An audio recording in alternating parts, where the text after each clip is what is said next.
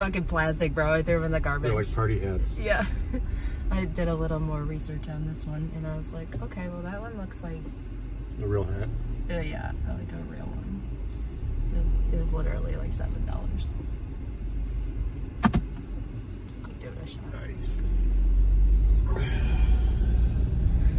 We'll give it a shot.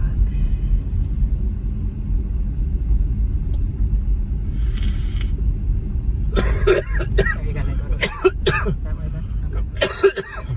Yep. Cool beans. Cool beans.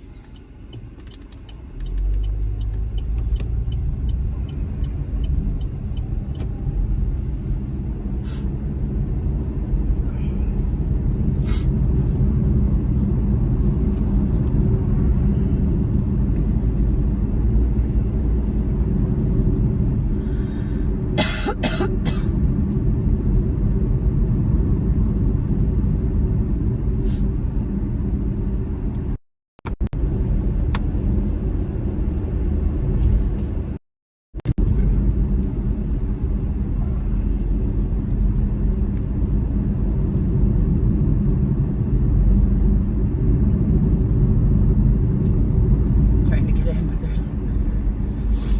Connect to the Wi-Fi. Connected automatically. Maybe not here.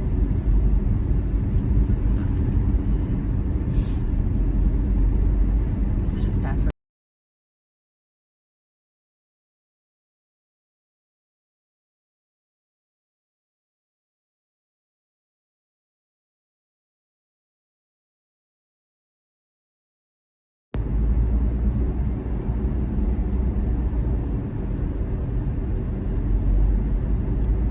That's weird.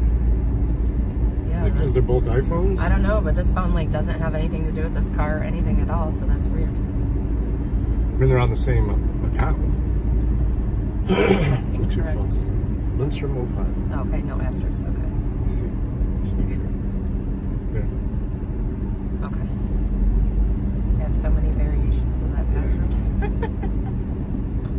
Well, I have for Aviante, our personnel software, and that's partner one. You gotta fucking change password every month, That's annoying. dude. And then you can't use like the same last 20. Go straight. That's right.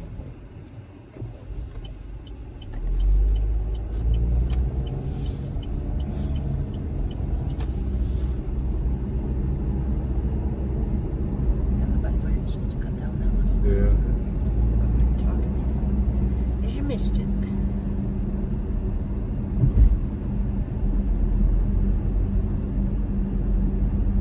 I'm sure the people that live on that road appreciate you not doing it. Yeah.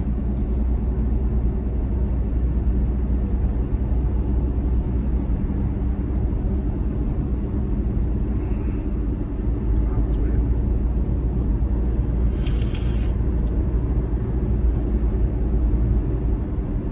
Minutes in and nobody's here. Oh, 2 people. Okay, Well, one was me. I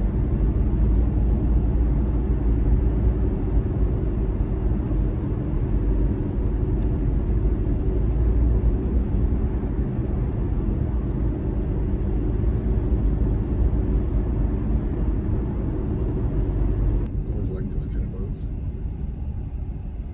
The deck boats. Oh, yeah. Kind of like a pontoon boat, but without the pontoons. You know, it's just a flat bottom.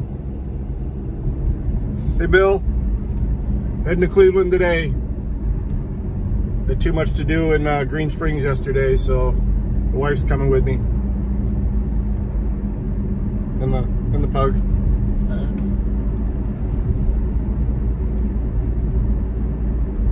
Welcome, everyone.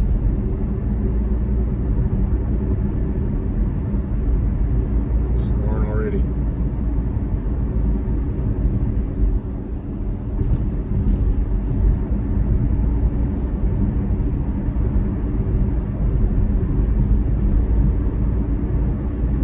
So we're heading to East Cleveland.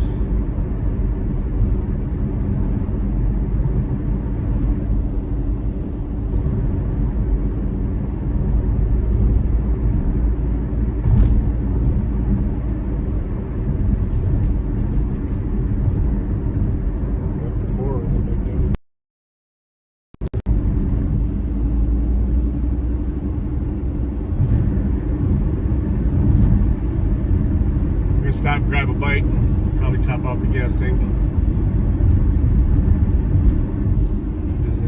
That's good. They didn't have a grill. Yeah, they do. I just never really go in there for that. Like, usually I just get a iced coffee or something when I go to Dollar Tree.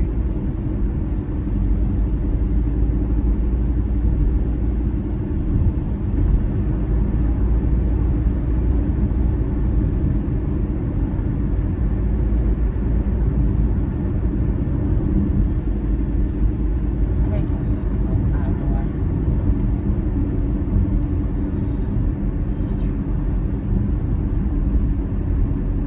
The rats? Yeah. I mean, knock on wood, I've never really had any issues in Cleveland. I mean, I've worked in Detroit quite a bit too, so I pretty much stayed pretty self-aware. Try not to get yourself in a situation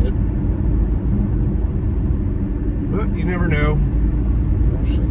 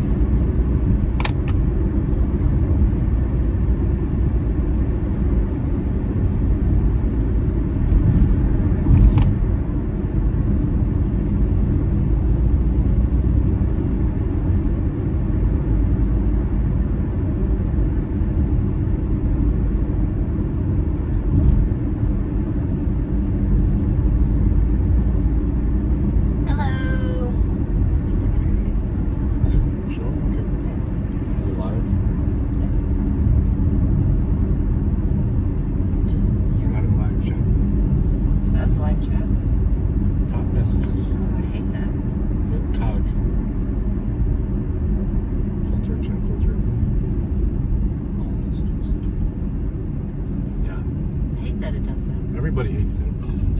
But YouTube don't care what people like. They do what they want.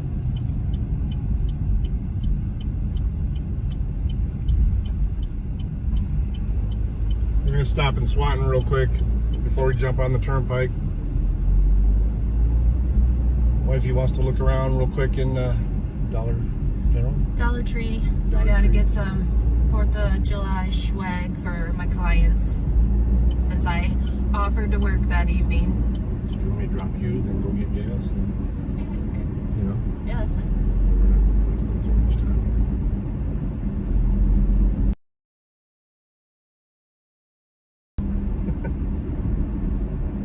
Think of Wendy's.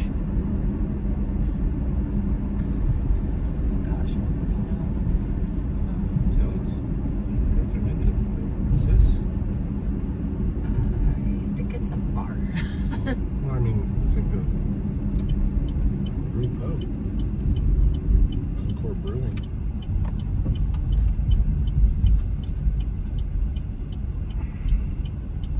Alright, I'm gonna leave my work phone in here. I'll take my personal. Okay. Sweet. Shall return, peoples.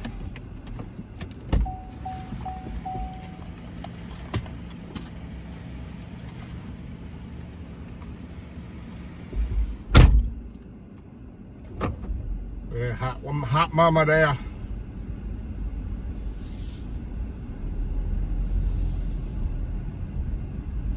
All right, where we going? I just need something to snack on, really.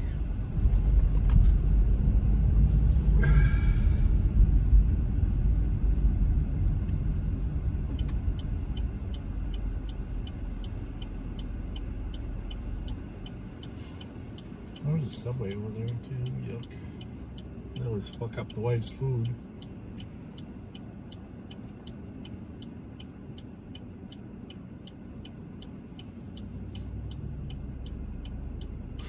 Yeah, well, after this, we're heading to Cleveland. I got to do a little bit of IT work at the housing area, and then we're We're gonna go somewhere nice to eat.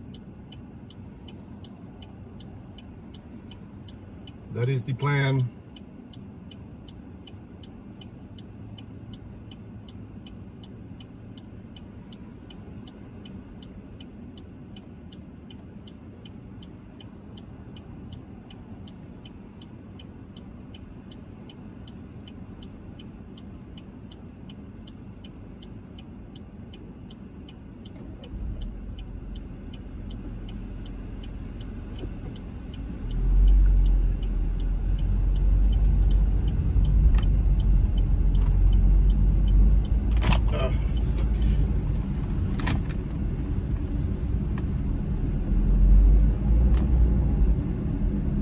I guess it's cheap if you go here.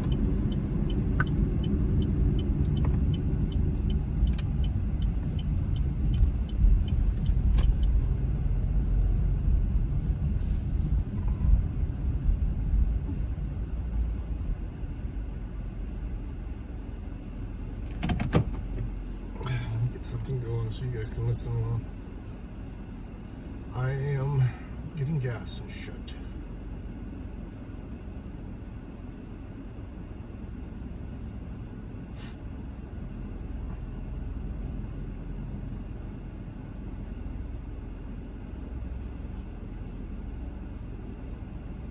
Oh yeah, for sure. It's very humid here. It just quit raining. Follow up to the video that I did covering Jeff Gray's visit to the Ocean Springs City Hall. You remember Ocean Springs? That's where Officer D. Wilder here got tipped off because Jeff was out there exercising his constitutionally protected rights. So what are we doing? God bless homeless veterans. I heard you the first time. Why don't you answer my question? What are you doing? God bless homeless veterans. All right, you need to go somewhere else Why is that? because you can't solicit here on the front of the property. God bless homeless veterans. God bless you too. Have a nice day. God bless homeless veterans. ID, please. What? Did I just tell you to move? Why are you telling me to move? Because you can't be here. Why? Have I said? Just because you said? Yeah, you're on city property. Yeah, I am. You can't tell me to move. I can tell you to move. I'm engaged in Constitution protected activity, sir. Look, you've got one of two choices. Oh, I do. So you tell me I have. Officer, have one of two choices. You can respect my civil rights, or you can violate my civil rights. Which one's it going to be? I'm gonna go tell the mayor, and when the mayor comes out here to tell you to leave and you refuse, then I'm gonna arrest you. Yep, that's Officer D. Wilder threatening to arrest an American on American soil where the supreme law of the land is supposed to be the Constitution. This guy's supposed to have just one job: protect and defend the Constitution, which means Hey, Jesse. protect and defend the rights of every single American. Missing remote. Kind of failed at that job, didn't you, Wilder? Drop down and work off 20 donuts. And believe it or not, D. Wilder is still employed with the Ocean Springs Police Department. If you go to the Ocean Springs Police Department Facebook page, they have now limited who can comment on their posts. And that's probably because normal Americans are sick and tired of tyrannical actions coming out of officers like D. Wilder. Their failure to allow people to freely air their grievances on their public page is a violation of the public's First Amendment. Happy end of Pride Month. This is definitely consistent with the quality of people that this police department churns out. We'll get back to some of these comments from an outraged public in a minute, but first, believe it or not, the courts have ruled that public officials can't block critics on Facebook. One of the core purposes of the First Amendment is to allow people, regardless of their viewpoint, to hold the government accountable through expression. So if your elected representative or a police department has an official social media page like Facebook, where public officials or departments invite comments, they cannot block you from criticizing them. In January of 2019, the Fourth Circuit Court of Appeals ruled that the interactive portion of a public official's Facebook page, which also includes police departments, is a public forum. So an official cannot block people from it because of the opinions they hold. The case arose after the chair of a local board of supervisors in Virginia, Phyllis Randall, briefly blocked a critic from her official Facebook page and deleted a comment he made about her colleagues and their management of public funds. The critic, Brian Davidson, filed a lawsuit arguing that Randall had violated his First Amendment rights by removing him from a public forum, a space the government makes available for people's expressive activity. And why did Phyllis remove his comments? Because she disagreed with his views. Good old public official Phyllis countered that she has the authority to control the page's content, including the comments. By the way, Trump used some of the same arguments in a lawsuit against him for blocking people on Twitter. A law firm filed a friend of the court brief in support of Davidson, arguing that officials cannot prevent people from joining a public conversation because of their viewpoints. And the three-judge appeals court agreed. Now, it's true that people who hold public office can wear two hats. Hey, USA. Sometimes as private individuals. Yeah, freak and month. other times, they are government actors. While they maintain their First Amendment rights when acting as private individuals, they're subject to the limits of the First Amendment placed on government whenever they're doing government work. As the court rightly held in Davidson versus Randall, that includes any time they're controlling a Facebook page they maintain in their official roles. Specifically, the court recognized that when public officials or departments use a Facebook page as a tool of governance, that is, when they use it to inform the public about government work, for example, they are I'm going to wait until she comes as back out. Or I grab something to eat. I'm going to let her decide what she wants. Public comment, I never pick right. Space of the Facebook So we're going to wait out here. Constitutes a public forum. The fact that the page exists on a website owned by a private company doesn't change that. That means when public officials and departments block critics from the page because of their viewpoints, like the Ocean Springs, Mississippi Police Department is currently doing, they violate the Constitution. The right to criticize the government is at the very heart of the First Amendment. The court specifically recognized blocking as infringing on that right, noting that blocking someone in order to silence criticism of government work is itself evidence of government action. So back to the Ocean Springs Police Department Facebook page that shows by their actions that they hate the First Amendment.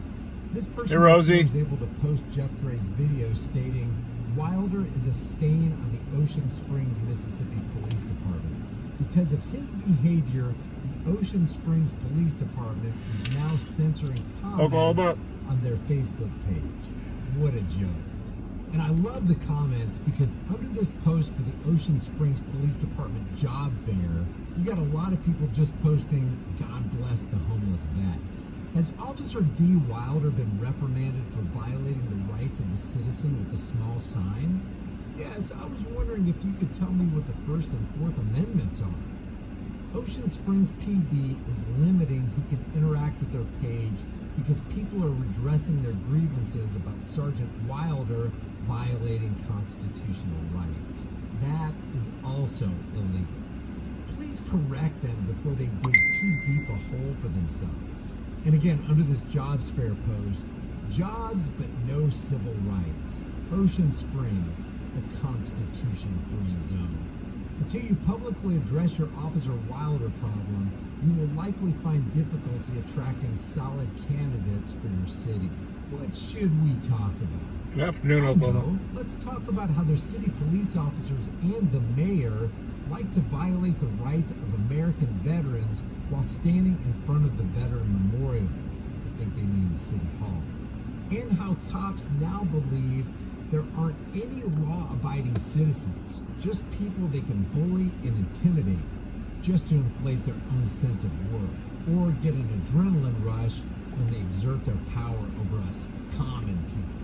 Is the police department going to demonstrate here at this job fair how they don't care about the U.S. Constitution? Brittany says she put in an application to be an Ocean Springs cop. Thank you very much for hosting this. Currently putting my application in. It was great talking to you officers and learning about the great things you guys do. And some people responded to Brittany. You must not be too smart. Do you plan on arresting and citing officers that break the law, holding them accountable, or are you blue line gang? The bottom line is people are getting fed up with Constitution trampling tyrants. And this is just one of the posts. Every single one of the posts, while people were still able, gave them a lot of grief for Officer Dean Wilder's actions. And rightly so. Don't forget to check out Jeff Gray's video. I'll leave the link in the description. If you want to support this channel, all the links are underneath this video. Remember, freedom is dangerous. The only thing more dangerous is not having it. And American cops are doing a pretty good job making sure we don't have riots. It's not bad. I mean, I don't live in Toledo proper. I live out west. I mean, I live closer to Swanton than Toledo, obviously. I'll play an old MCC video here too. Looks like Friends and Codes maybe live too.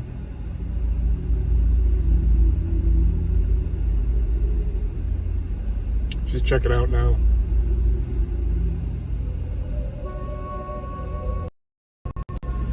Nope, that's not her.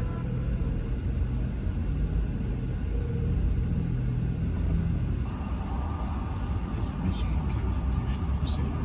We're out here in Rapid, Michigan. It is a HBO and Spanky Pants. We're going to see what these fine people around here think of things.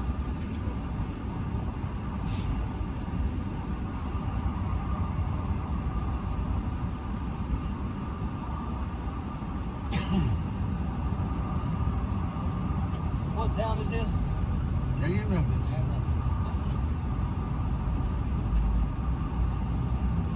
Spanky!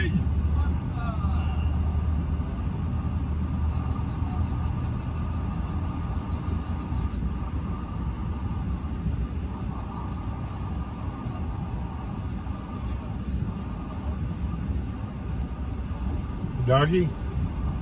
You see him? He's sleeping. Oh, no, he's awake. Hang on. Say hi, Bubby. Oh. It's getting so big so fast.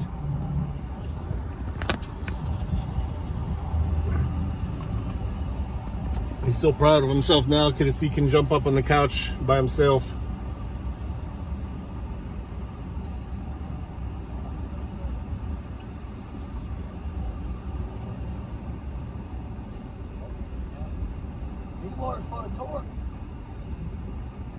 She said she was checking out. Jesus, she gonna fill up my car with shit? Yeah. Well, here comes the street sweeper.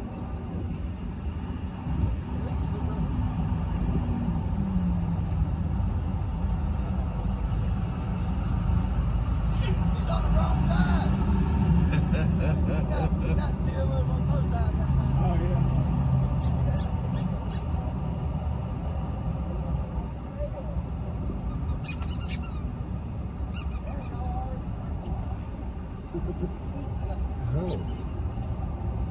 What the hell, man? Why is it taking her so long? She must be in line because there's a lot of people coming out.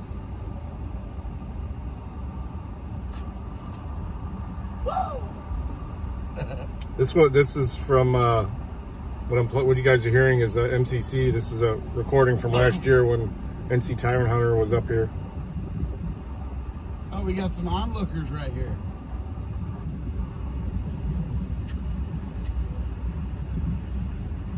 So basically, I got to go and do something similar to what I did last week out there in Cleveland.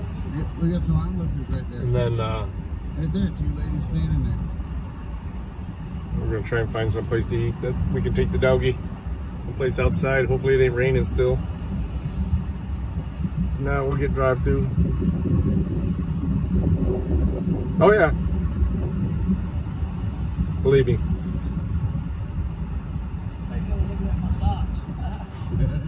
She's not usually bad. I mean, She's in line. I can see there is a lot of people in line now. Inside the Dollar Tree.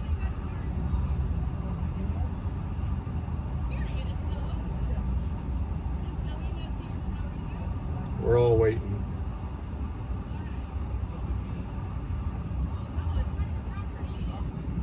Are we on that private property? But are we on the private property? But are we on the private property? All right then. Because we can. It is an answer. It might not be the answer you want, but it's an answer. I'll pay you $100 for my phone and I'm going to use it. I answered your question. And how much we spend, huh? Okay. Yeah. I answered your question. 4 times I answered your question. Okay? Because we can. That's why. Have a nice day. Go back to work.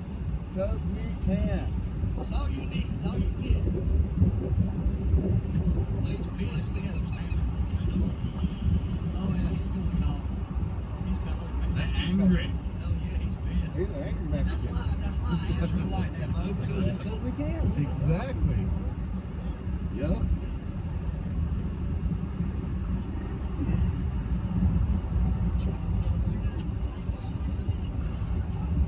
Oh, look. Now they're bringing the whole crew out. Say cheese.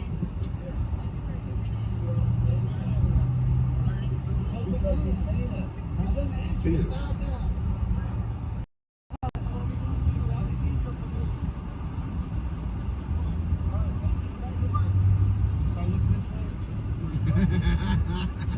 Smile for the camera. Oh yeah. Wife loves it. The wife loves Dollar Tree.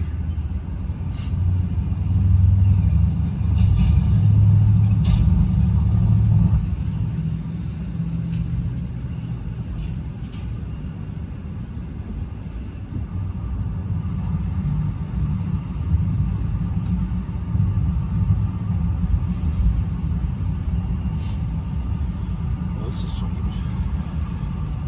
Should have waited to start the stream after we left.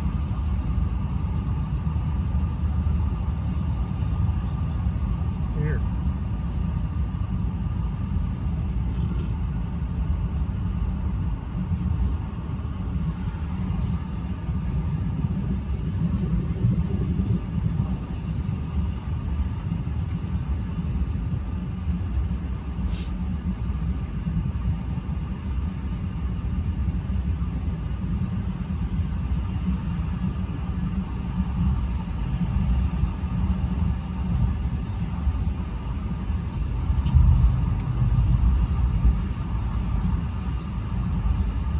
Nope, that ain't her.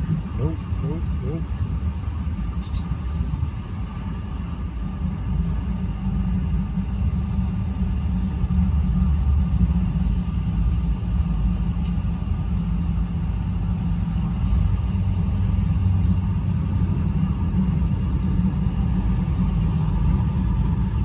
She likes shopping, so, and she gets to do lots of shopping when it comes to Dollar Tree, because you know, everything's $1.25 now, I guess.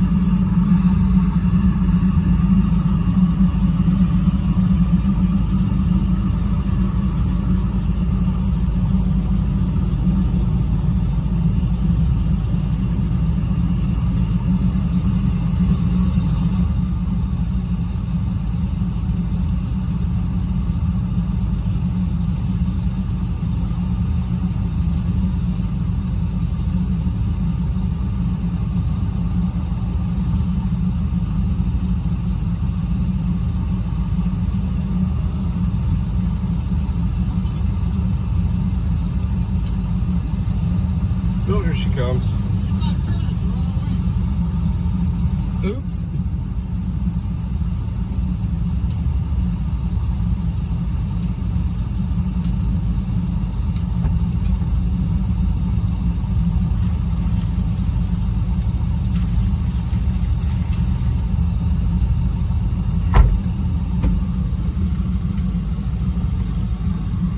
we be having today?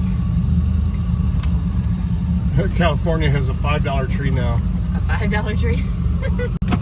Ours is $1.25 now. I take it you guys got like a contract with the city to use the fire hydrants? Right on.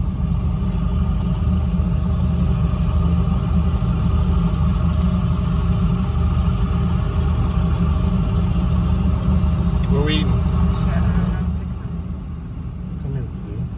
I am telling you what to do. Bitch, don't tell me what to do. Pick something. How much water you using? Oh, okay. That's cool. I was just wondering. Thank you. Rosie. Look.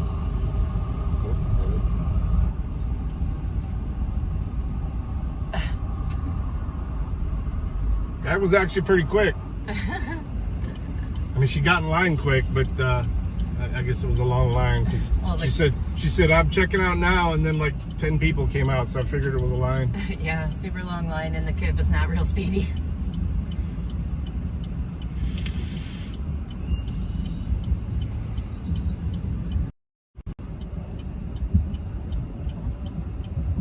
See you later on.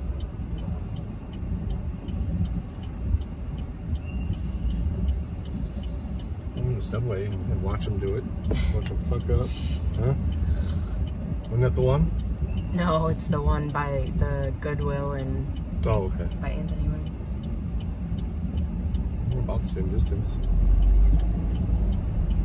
Aren't they? We can't get many DoorDash drivers out here though. Right. You got strawberry frosty?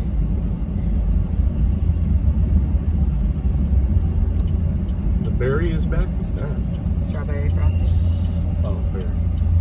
I thought it was like something different. Oh, great. Don't look through the drive-thru. Don't look through the drive-thru. Don't look through the drive-thru. You're going through the fucking drive-thru. That's good, because I don't know what I fucking want anyways. I don't remember the last time I've been to a Wendy's, so. I brought you one last time you had it. I brought it to you. Yeah, fries and frosty. Oh, I don't even know what Wendy's has. They got the ghost pepper ranch chicken. I'm gonna end up Don't be chicken, eat it. I'm gonna end up eating chicken because I don't know what I want. Don't they have Impossible at Wendy's? No.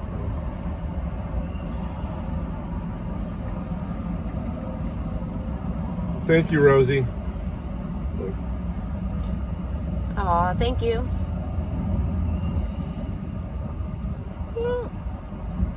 You're looking up the Wendy's menu? Yeah, because I don't like getting up Away. there and not knowing. Yeah. Well, they can wait. My bitch has to figure it out. Chill.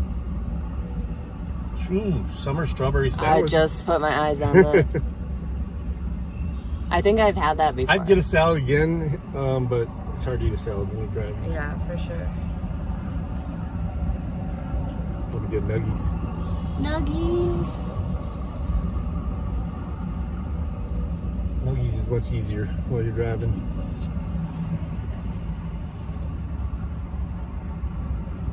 They do have tea, don't they? Yeah, I'm sure. Across the street and go back to Speedway. Do they have coffee? Dude, Speedway's food selection was. Do Yeah, I told you that Speedway sucks. they have a coffee? Iced Yeah. coffees like? Yeah, it's okay if they don't. We go get you one across the street. No, their coffee sucks over there too. That's what Oh. I'm saying. That whole fucking Speedway sucks. I thought gas was cheap. Like $2.29 or $3.29. Well, cheaper than what I've been paying. Sorry, I am all this business right now. You just got extreme close up. Yeah, I caught that one peeking too. Ooh, they have pineapple mango lemonade, I think. Yeah.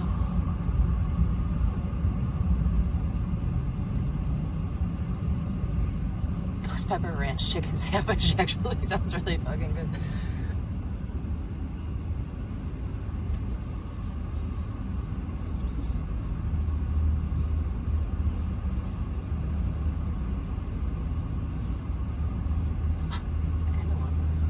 Well, Ranch chicken sandwich. I might. Are we gonna?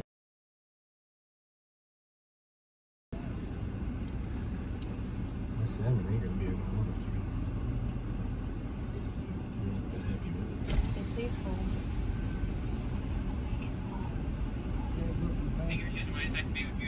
Okay. Oh god, they have so many good sounds. I'm gonna get the chicken ranch right.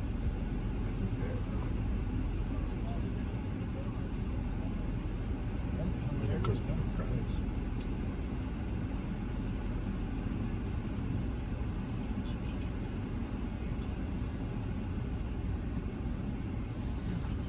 I need to be Oh, good. they do have cold brew.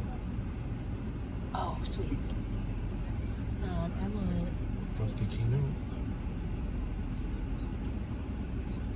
With frosty cream or chocolate or vanilla.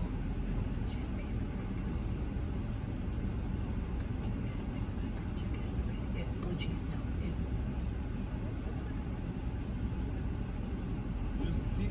Okay, strawberry summer salad and Let's go to.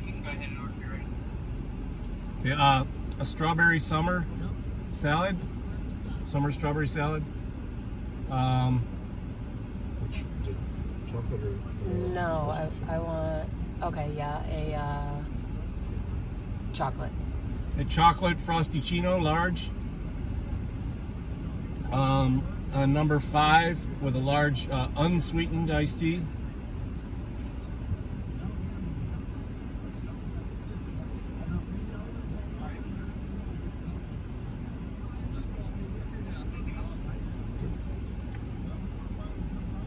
That's good. Yep, that's good.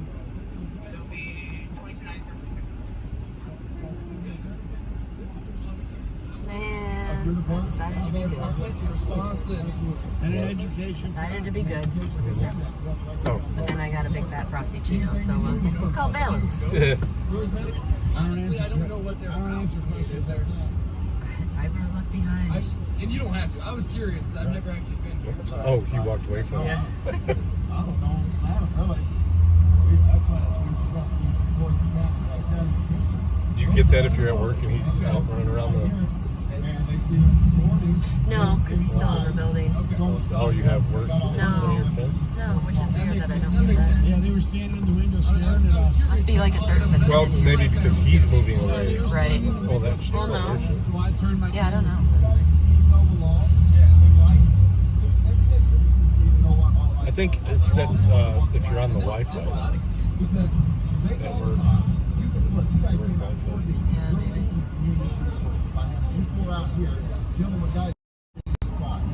And you could be out. People get really concerned when people have guns and cameras and different things and they don't know exactly what's going on. And Honestly, let me ask you this. How many criminals with guns, committing crimes with guns, have you seen report themselves doing? Not very many, huh? not many small not ones. very- I've seen it happen. Yeah, they posted it on Facebook. You've seen it where? Right. I've seen that shit. It's like, what are you doing? I've had homicides on Facebook Live before, you know, so Wow. people are, they're out there, you People know. are out there, man, that's for sure. I understand, people's concerns, but, they need to understand that these people walking around with a camera, that's not a crime. So your guys' goal is obviously just staying on public property and making sure that you're being documented appropriately. That's all that you guys are worried about? We just want to make sure you guys do your job. I got a question for you. Yes, sir. You probably can't answer, but do you have a comment on what happened with the shooting? The shooting? With the officer involved shooting? If it's going through court, I'll let the court process play out. Right. Best I can. Have you heard anything? Yeah, it's not a situation any officer wants to be in. It's very tragic and sad on both sides for him and his family and family of the other. And we're not like anti-cop. We like good cops. We love having conversations with you guys, but we want to expose bad cops as well. Cops that have been doing it for 20, 25 years, and they think their shit don't stink. They think they can do whatever they want. You got that good old boy syndrome. Yeah, I got the good old boy. Everyone wants that gone. Yeah, we want that gone. No, it's not. I got all kinds of shit. Not decorations, just fun shit. So good. I got And part of the problem is they use those wings, good old boys to train the new and recruits. scarves and little tiny So if hats they would stop. and glow necklaces and kites. So this is what you guys do with cops. What do you guys do about for other forms of No, make it fun, yo. Hey Ryan, Are you guys we're heading to Cleveland. investigating some of the city commission or Oh yeah. other Oh, yeah. officials? Yeah, here, I'll give you my business card. I'm getting ready to file a lawsuit against City of Ann Cleveland. Arbor. Okay. They refused to allow me to go up on other floors of the building, trying to tell me it was restricted to go to the treasurer's office and stuff like that. It's like, no, those are public offices, you know. And they were letting other people come in, say their name, and go up there to the office, but because I had a camera, they wouldn't let me. Are you guys local? I'm from Michigan, yeah. Just Michigan in general? Yep.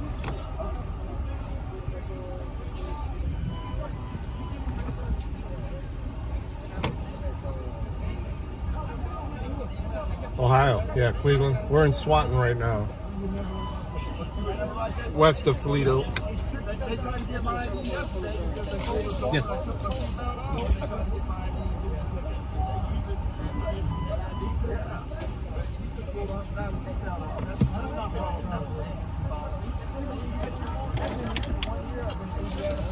Shall we? Okay, so I got one more question for you. Now, if somebody pulls you over unlawfully, Little tiny hats for the dog. Oh yeah, he could wear a little tiny hat. they come up with a reason for going over. It depends. If there's an allegation that you feel is unlawful. He had no allegation against you. He had nothing. He pulled me over because that gentleman got in the car with his firearm on. Okay. I don't know the situation in that specific setting, but I know that anything that you feel is going to be unlawful in that setting is going to be handled through a civil litigation. Right. On the streets, never going to get a time to play Right, out right. because there's going to be some confusion. Yeah, at that and that's point, why. and it's Unsweetened? not safe for everybody. All right, thank you. If you feel like you got violated, your civil rights Thank you. violated. Oh then yeah. you I haven't had a frosty chino since I used to go down to Springfield. Right, but as far as the law, Oh yeah. Yeah, because I used to get Wendy's all the time. ID unless they have a reasonable Never even heard of them. suspicion of a crime or that I have committed a traffic stop, correct? Yeah, Traffic. you have, if they're making what we would call a Terry stop, which would be a reasonable suspicion of a crime, then you don't have to identify the mutual contact. You have to identify if you're in violation of some type of either misdemeanor or infraction. Right. So I don't know if he said that you were and he thought No, you were. he didn't. Then He had nothing against me. It was because he wanted to make sure he had a CPL. no, yes, you do not have to identify this person. Well, they threatened me with arrest, so. Yeah, and that's fine. And I mean, we try to spread the word the best we can for people to understand some of those little nuances of law. Number 5 is Caesar chicken wrap. Easy to eat while I'm driving. You're driving and you're doing some infraction by you. We can tell your passengers that they cannot leave the vehicle. But we don't have to. We can't identify them. They don't. Right.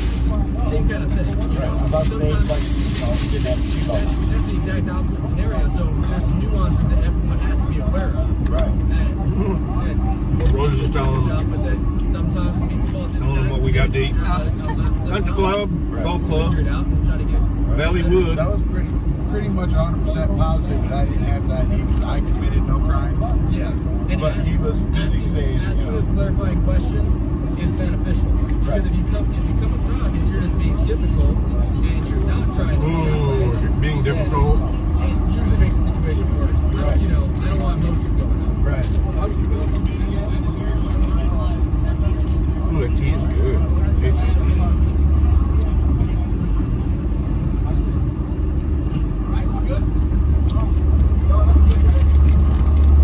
Needs a pink packet. No. No saccharin. How it going? No blue packet. No No, it's neurotaxin. just pink packet. Yeah, he told me exactly what I thought. I didn't have the ID yesterday. Right. No, you didn't. I told you you didn't. I told the doctor you didn't. I told him I didn't. Yeah, we all told you. But I didn't want to go to jail. That's a blatant Fourth Amendment violation of threat of arrest. Yep. Threat of violence. That's a lawsuit. Yep. They should make you a training officer. You tell them we said that. They should make you a training officer. I will. I absolutely will. We will. Don't think for a second I won't. Won't be the first time I've been. Hey, Bob, you open the door. I'm gonna tell plain hamburger as a decoy. Yeah, if it was our shepherds in here, it would be a totally different story. Yeah, we'd be fighting them back. Yep. I don't like bad cops. You can't do that. And they'd be fighting each other over something they're not going to get. Yeah. Guys, what's going on? What's that? What's going on? Y'all called the cops on us. Well, somebody ain't gonna call the cops on us. You know, we do get a sensitive work in here. So Yeah, but we're not Sensitive work in We're not here. We're out here on the sidewalk, bro. yeah, I understand. You see the blinds? Close them. That's all we can say. If you got private or sensitive information or material that you don't want people to see, just close it down. We know people. Well, we're not saying you don't. You sit on the sidewalk. Hey, guess what? We're helping people too. Family was involved in getting rid of street. I don't know, were they? You don't know. You I guys don't eat know. too Are healthy. they? But all I know is I have to walk up and down a public sidewalk and Okay, record what I we'll do can that. see. Just walk. I can stand as well if I want. Oh, now I'm going to stand And I'm here all gonna stand day. right here all day. So you're being a jackass. And that's this is American States and Do you understand the First Amendment, the right to a free press? I have the right to walk up and down the sidewalk and record anything I can see. This guy's an ass. Yeah. Yeah, man. Educate yourself, brother. We got rights and we got freedoms in this country. And if we don't go out here and stand up for it, we're gonna lose them. I get you a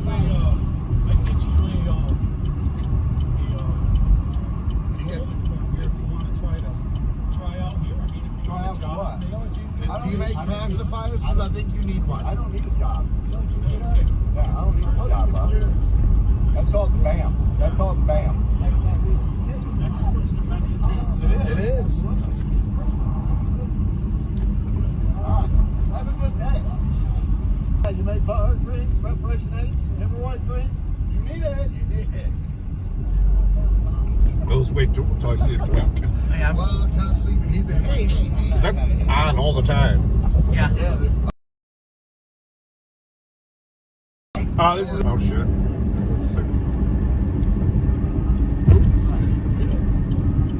We ain't going to Chicago. Fuck Chicago. Downhill since we left.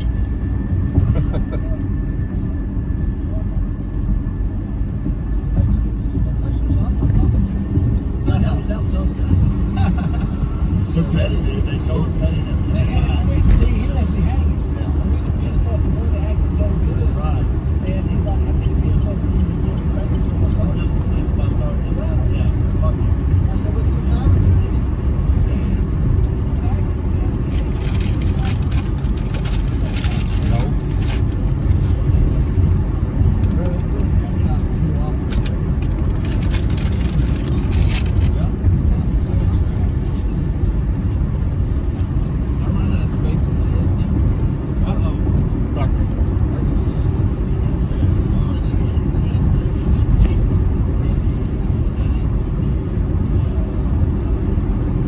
Well, yeah, we got to go through Toledo.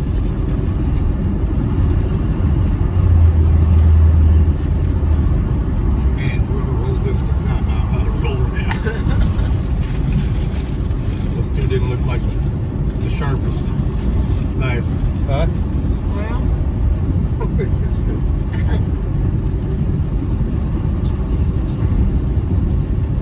$22 for a salad and a wrap.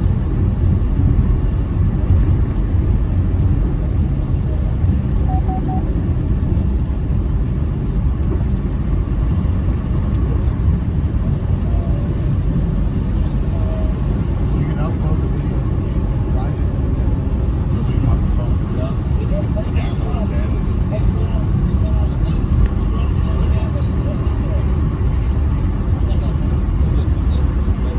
These are duplicates out there.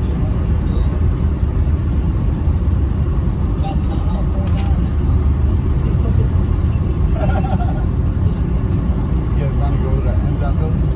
Go inside and just pick the road. It's right there. It's almost over.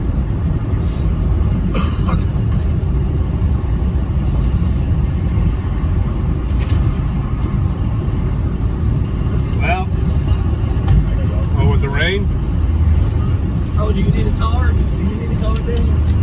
I think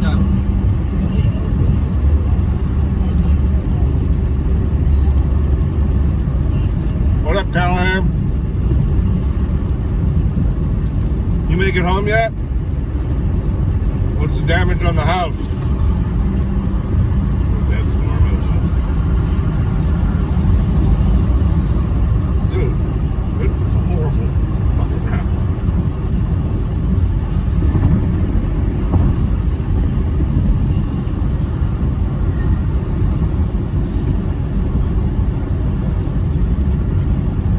Alright, let me get this guy by.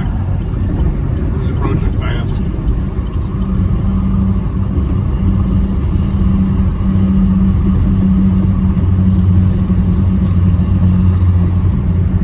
Oh, no worries, Rosie.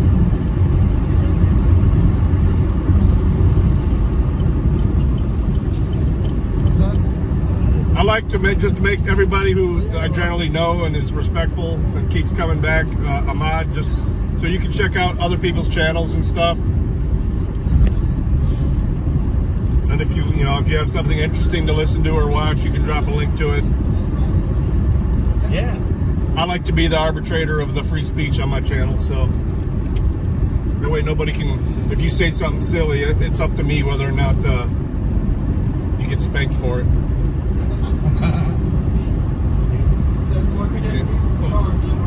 Not some other mod who just have in their channel. That's why when I'm generally a mod, I don't even time people out much. Well, except for Frickens. The asshole too. Yeah. Because he gets some serious trolls.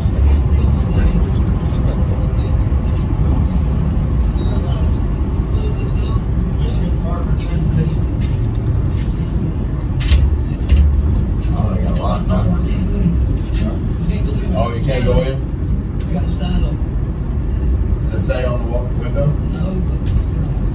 You can go in if they don't have a sign. Yeah, they don't have signs that says no firearms. They're good. They got the door locks. This is as far as we can go. Oh, really? They No. No. I can hit the doorbell and see if they'll let us in. They're open. Look at the parking lot. Pretty cool. But it's not really fucking here, man. Yep. Yeah. No, just this to relax. Anybody want a Michigan map?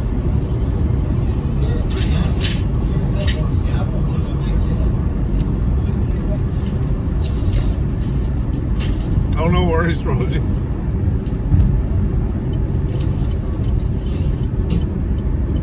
Stupid is relative to the person saying it anyway, so. It takes a lot to get a ban on my channel. Hey, how's it going? I mean, basically straight up racism or shit like that. Or doxing people. Just to look around. What's that? Just to look around, check out, all the stuff you got hanging on the walls and stuff like that. Yeah. All right, cool. Just in the lobby.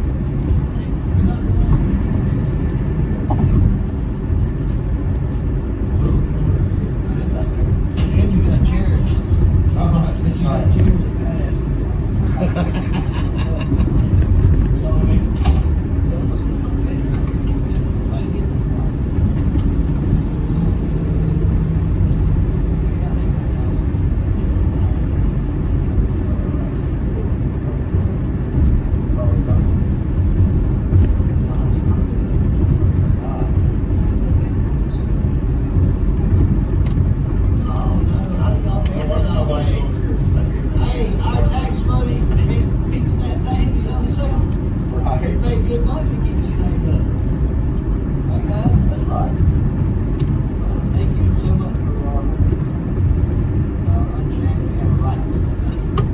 Gotcha. Peace, Callahan. I need some 455 air conditioning. Four windows, 55 mile an hour. I'm fat. I can't take it. I'm taking one each of these maps. Thank you. Have a wonderful day.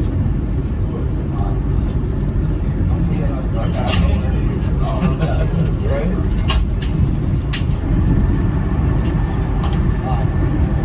All right, let's roll. Yep. You can stay in the shade there and we'll back the car up over here. Yeah? No, we didn't do the canvas. I don't know. I don't think If I would we have need taken to, one, really. they would have fallen. That's true. Get the hell out of here. Almost went out. Yep. Yeah, the cops show up from here on out.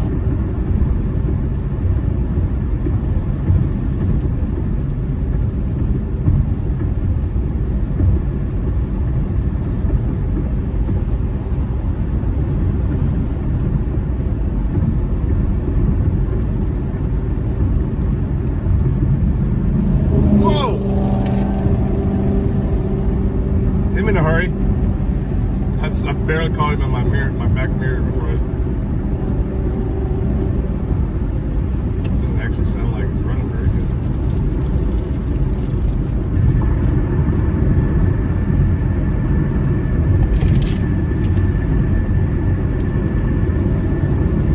Him gonna get pulled over up there ahead.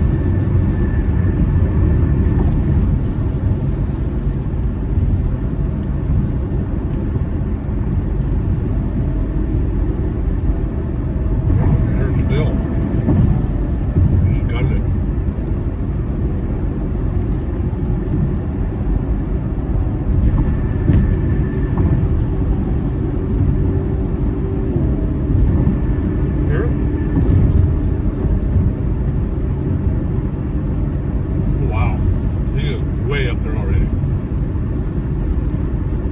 He hauling ass, he got around that little bunch of cars and just punched it.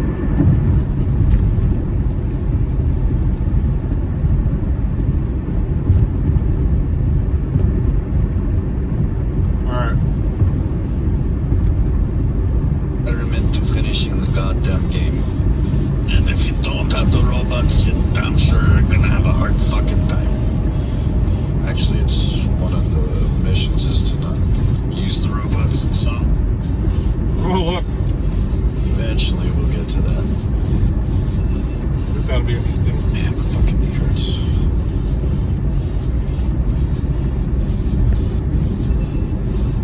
I believe it's right here. Yeah. Where it was. Whenever he's after him.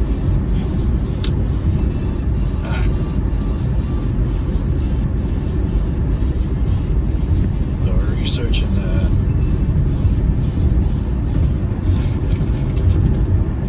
Yeah, we are making progress. So that means we should add more of those fucking things.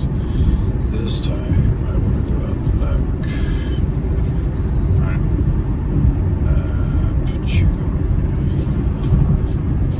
I think that fight deal like. Let's see what else is out. Watch him play out this time game. Goes dark almost completely for hundreds of years.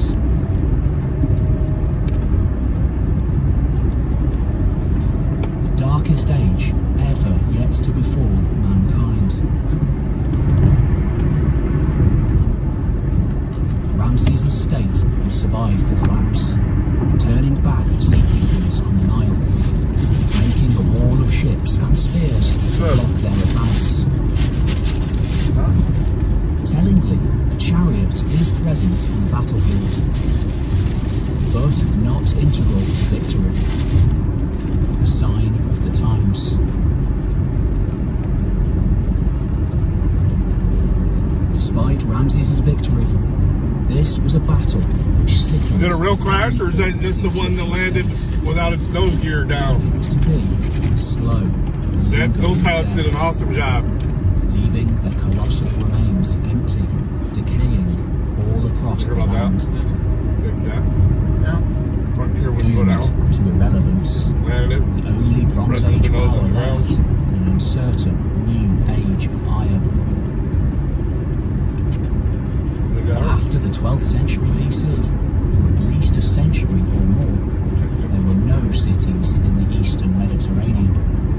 Either the cop wasn't there still, or he couldn't catch him. Yeah. Scholars identity of these elusive invaders. I've had one do that to me when I was in Louisiana. I went flying by him, he just shaking his head. Where did they come from? Yeah, you're never going to catch you. Were they grizzled veterans, mercenaries opportunistically going to war? Some, no doubt, having fought on the sea for decades on the same road between Fort Polk and Alexandria, Louisiana.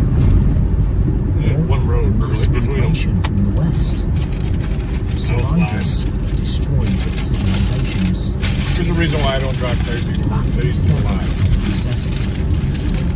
And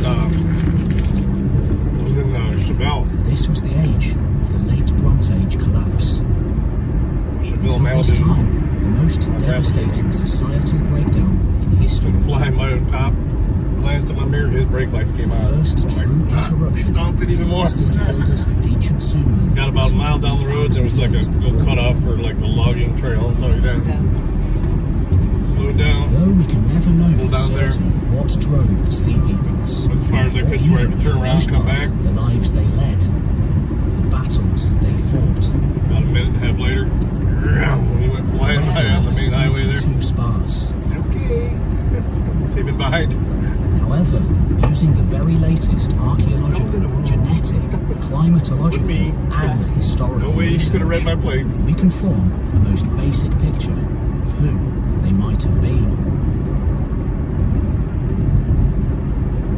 Telling the late Bronze Age collapse Of course, my engine was a from bit their warm. point of view.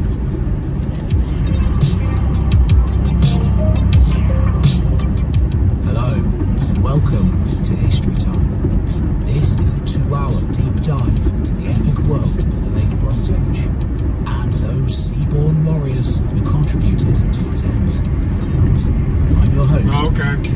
Don't forget to hit that subscribe button and the bell notification so you can access the library of other history videos on this channel and be updated on new projects in the future. History Time.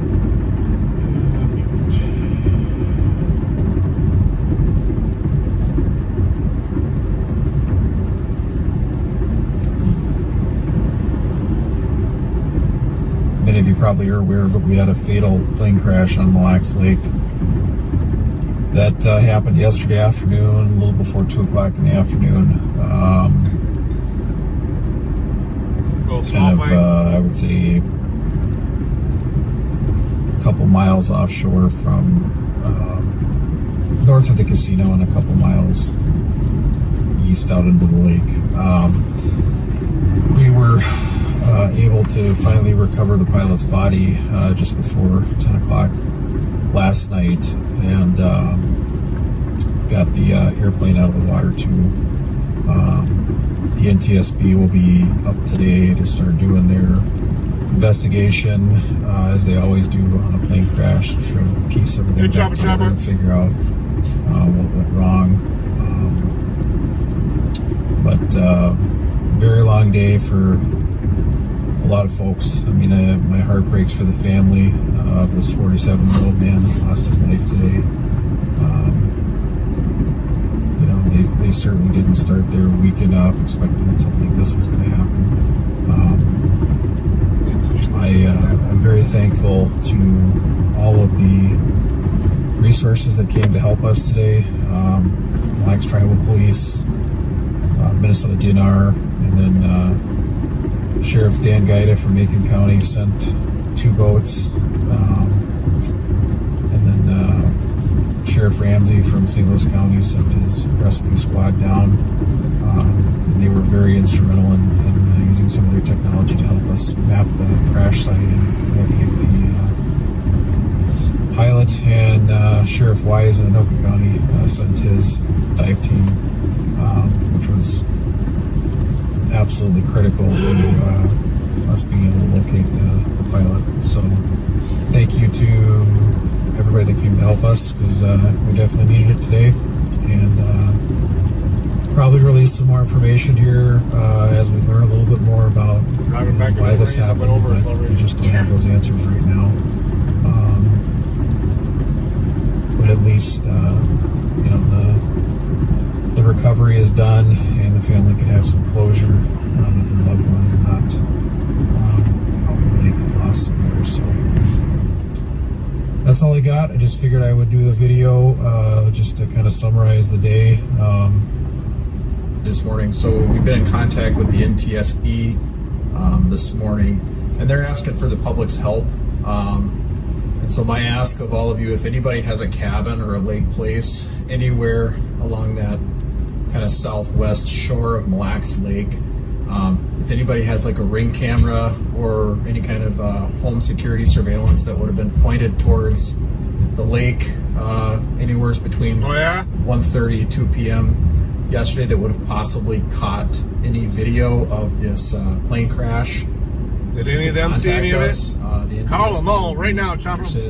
Taking a look at that, it would help them kind of put back together the pieces of what happened or what went wrong here. So if anybody watching this has a property, again, on that southwest shore of Mille Lacs Lake, or it's a private plane, so it probably doesn't have any black box video, if anybody saw it, please contact us so we can get that information to the NTSB. The best way to get a hold of us is our non-emergency number, and that is 320-983-8257. That'll go right into dispatch, and then they can get you to the correct person to get that information from you. So appreciate any help you can give us on that, and everybody, again, have a safe and happy 4th. Take care.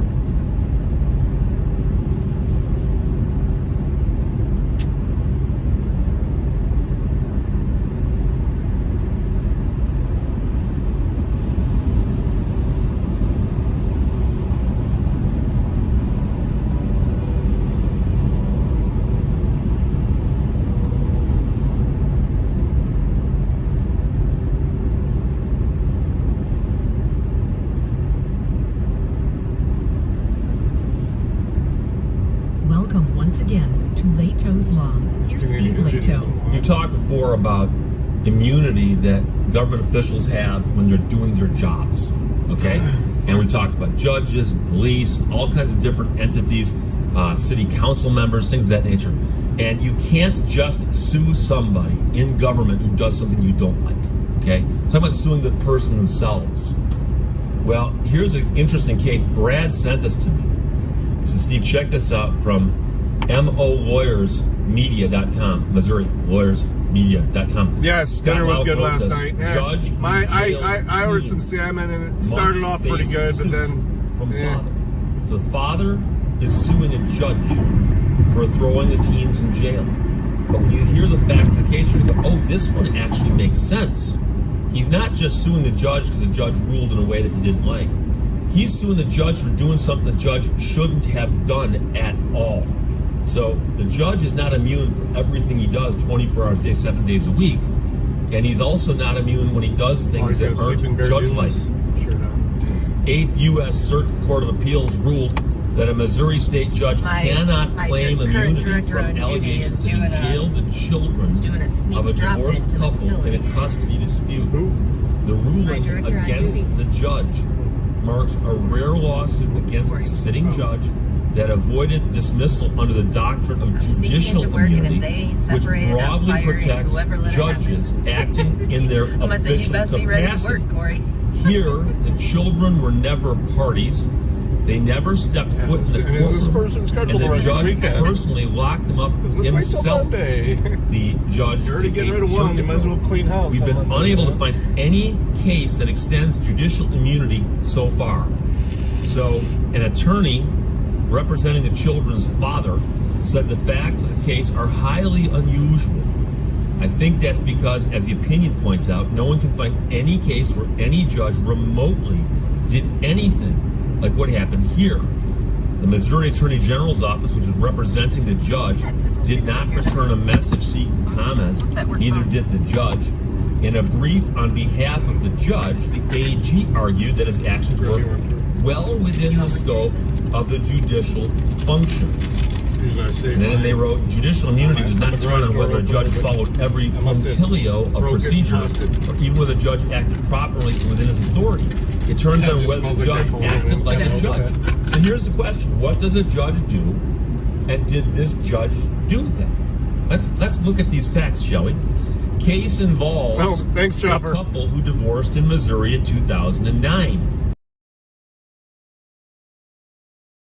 It's not till later, so you have time to figure it out. Later sought sole custody of the children in a suit that she filed, and that led to a hearing before this judge in 2019 with her father.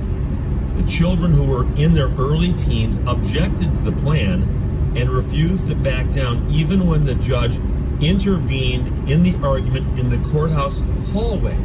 So the children were in the hallway talking to their parents and arguing. The judge went out into the hallway. Now, keep in mind that there is a big building we call a courthouse. And inside the courthouse are courtrooms. But elsewhere in the building are things like, bathrooms, offices, hallways, vestibules, and other places that are not actually the courtrooms. So the judge steps into one of those places. The question is, what's he doing out there? I mean, he's allowed to pass through them. But is he still presiding over a court? They allege that the judge took the teens to a conference room, and after they continued to protest, he then escorted them to jail, where they were placed in separate cells for about an hour. The suit alleges the children then agreed to comply after the judge threatened to put them in foster care. So the allegations are the judge came out and said, you guys are arguing, fine, come with me. Took them to the jail. Wow. Put them in separate cells, locked them up, and then said, you're going to foster care unless you agree to work with me. Father filed a civil rights suit in 2021 in U.S. District Court for the Western District of Missouri, and a judge there declined to grant immunity, and the 8th Circuit agreed. So they said that the allegation that the judge personally escorted the children to jail took what would otherwise be a judicial act too far. I appreciate that, Chopper, but that's cool. To try to get these people to stop arguing. He can't jail them for arguing.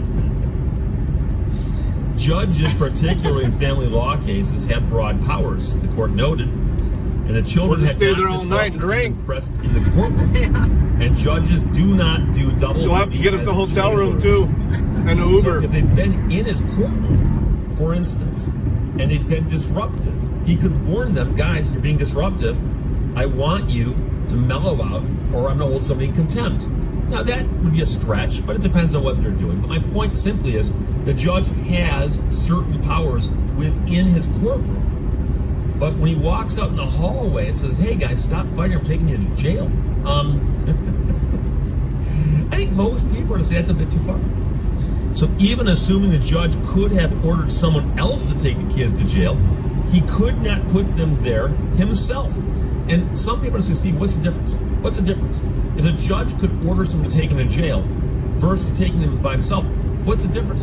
One big difference is when you involve somebody else can say, Your Honor, why? Let's suppose he called a bailiff over. So, bailiff, take these kids to jail. The bailiff very well might say, Your Honor, why? Shouldn't you have a hearing first? Are you taking kids from the hallway to jail? They do.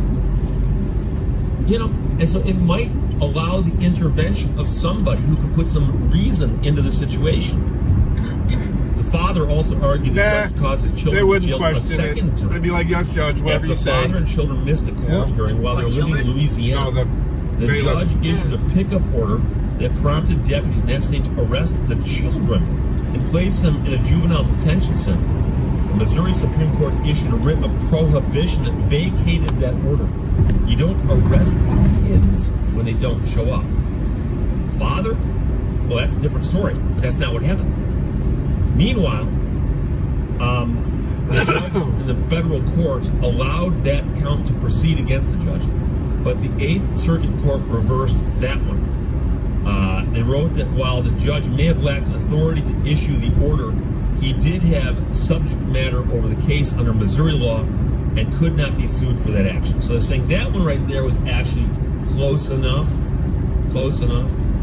Case drew interest from the Institute for Justice, the National Police Accountability Project, and the National Association of Counsel for Children, who would urge the court to allow the lawsuit to proceed and not to expand judicial immunity protections.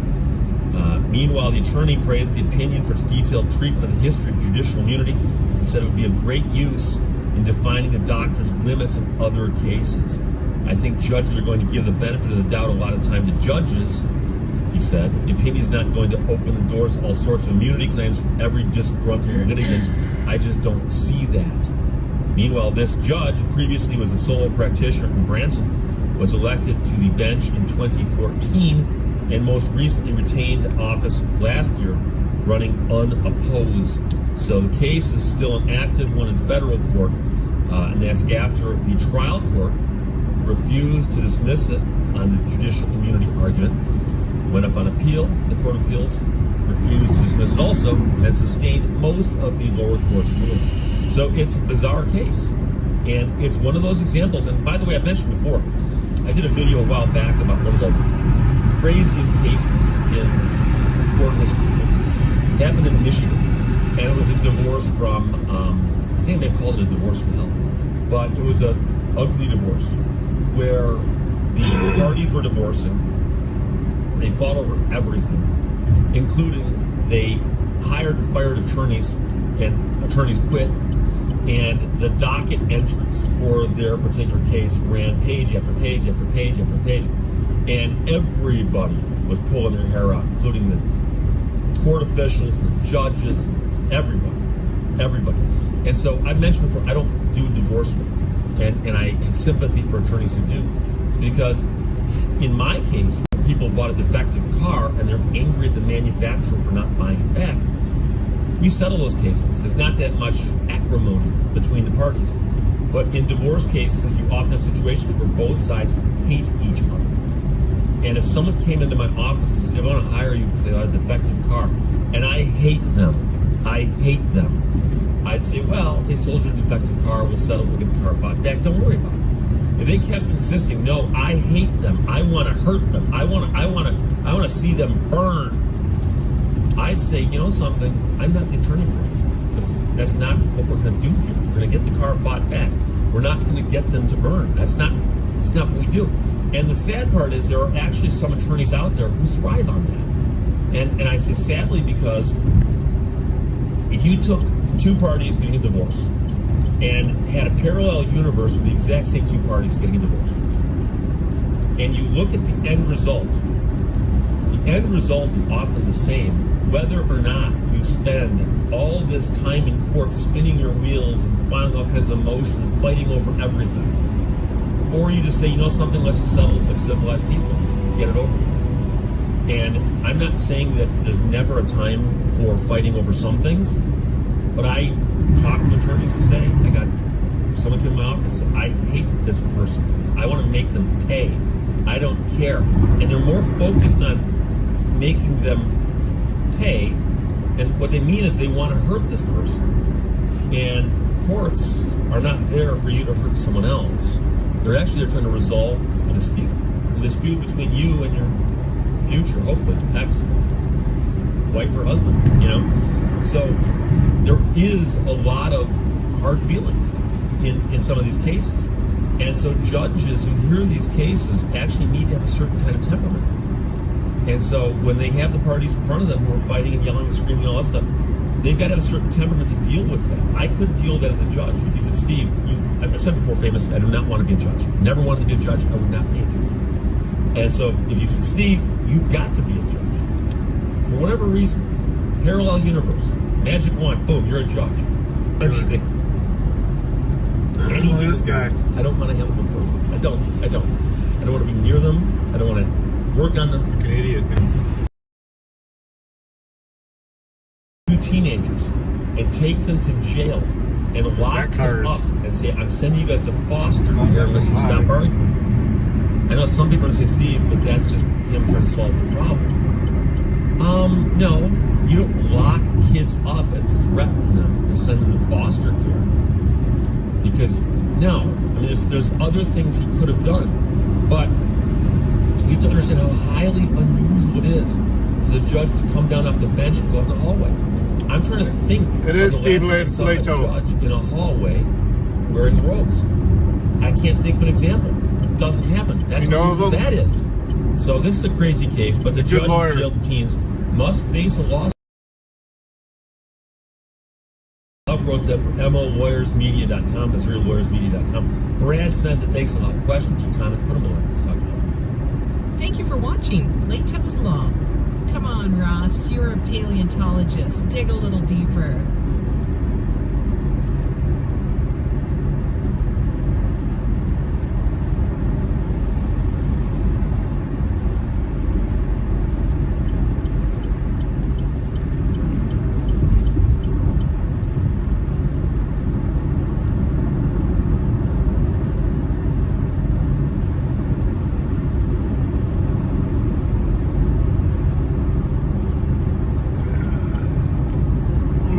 still get the audit recommendations. I unsubscribed to him a long time ago. Oh, from him? He's got a new one? Alright, let me check. Whoa. This fucking idiot in this truck. Look at him. You're a fucking idiot.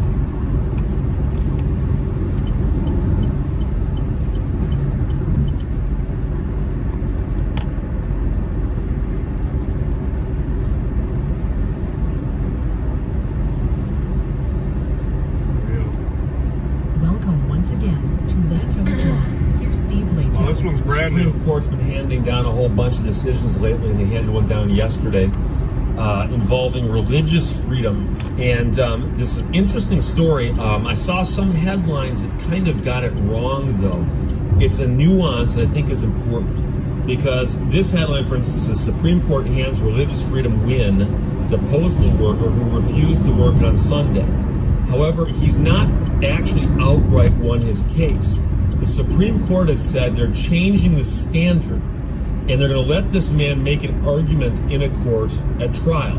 He could still lose, but he's lived to fight another day, and so that's a point I want to make sure is quite clear here. Fox News reported this, but as did everybody else. Bill Mears and Chris Pandolfo wrote it. The Supreme Court ruled unanimously for a postal worker in Pennsylvania an important religious... You're talking about the pronoun law, right, Jared? I'll check that one after this. Faith-based requests in the workplace. The man is a mail carrier, a Christian from Pennsylvania. Now in Michigan if you use the wrong pronoun. That's fucking impossible. Like, that's fucking so stupid. To deliver packages I don't even on want to talk about Sundays it because he observes Sunday as the Sabbath. He believes that he needs to rest on the Sabbath. His attorney argued in April the court should revisit the 50-year-old precedent that established a test to determine when employers should make accommodations for their employees' that person, you'd assume it was in ruling for the government which worker. It was, and it goes the High Court like, overturned its 1977 precedent that said that employers had to that's not a good example. Reasonably accommodate an employee's religious beliefs and practices. Goes by he, so long as so that's not a good example. Undue hardship on the business. The new decision changes the standard. What if somebody's pronoun is and they? An undue hardship standard is no longer the case. Then a lot of them get now make when you ask them what their some pronoun individual you can't employees tell? to secure a religious accommodation in their workplace. It's Title VII of the Civil Rights Act of 1964 that requires employers to accommodate employees for religious practices unless doing so would be an undue hardship. The Supreme Court case from 77 was Trans-World Airlines versus hardest set of mind, de minimis. This man's attorney argued the court should scrap the de minimis test, which he suggests has been abused by lower courts to deny religious accommodations, in favor of the plain language of Title VII, which would define undue burden in the same way it is defined in other federal laws, such as the ADA, the Americans with Disabilities Act. The government believes undue hardship arises whenever there is a lost efficiency, weekly payment of premium wages, or denial of a co-worker's shift preference. The attorney told justice for oral arguments. Thus, under the government's test, a diabetic employee could receive snack breaks under the ADA, but not prayer breaks under Title VII. For that might cause lost efficiency.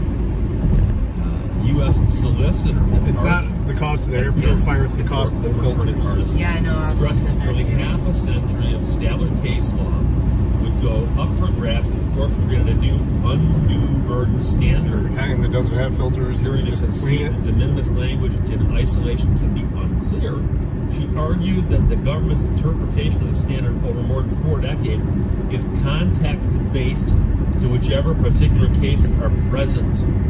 To be sure, as the Solicitor General notes, some lower courts have understood that the protection for religious adherence is greater than the de minimis might suggest when read in isolation. But a bevy of diverse religious organizations had told this court that the de minimis test has blessed the denial of even minor accommodations, in many cases, making it harder for members of minority faiths to enter the job market. We hold that showing more than a de minimis cost, as that phrase is used in common parlance, does not suffice to establish undue hardship under Title VII.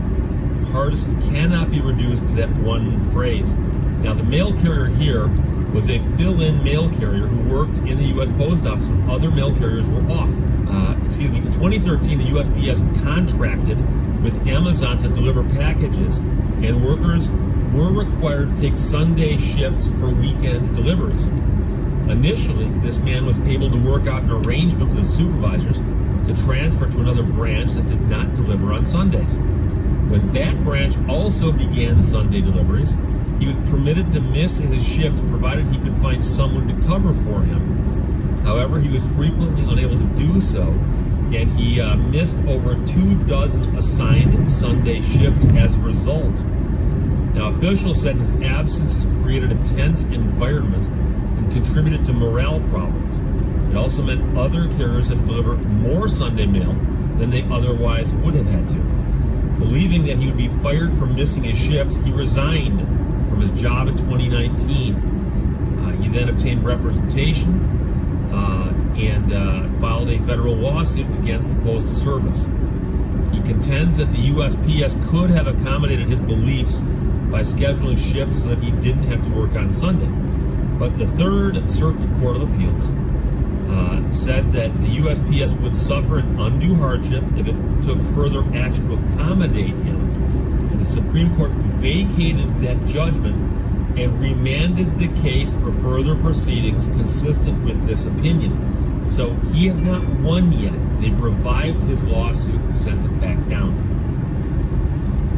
Be clear here, this is a landmark victory, not only for Gerald, the man, but for every American. No American should be forced to choose between their faith and their job. 300-400 feet. That's a spokesperson for First Liberty, which is an organization helping him. The court's decision today restores religious freedom to every American in the workplace. This decision will positively help millions and millions of Americans, those who work now, and their children and grandchildren.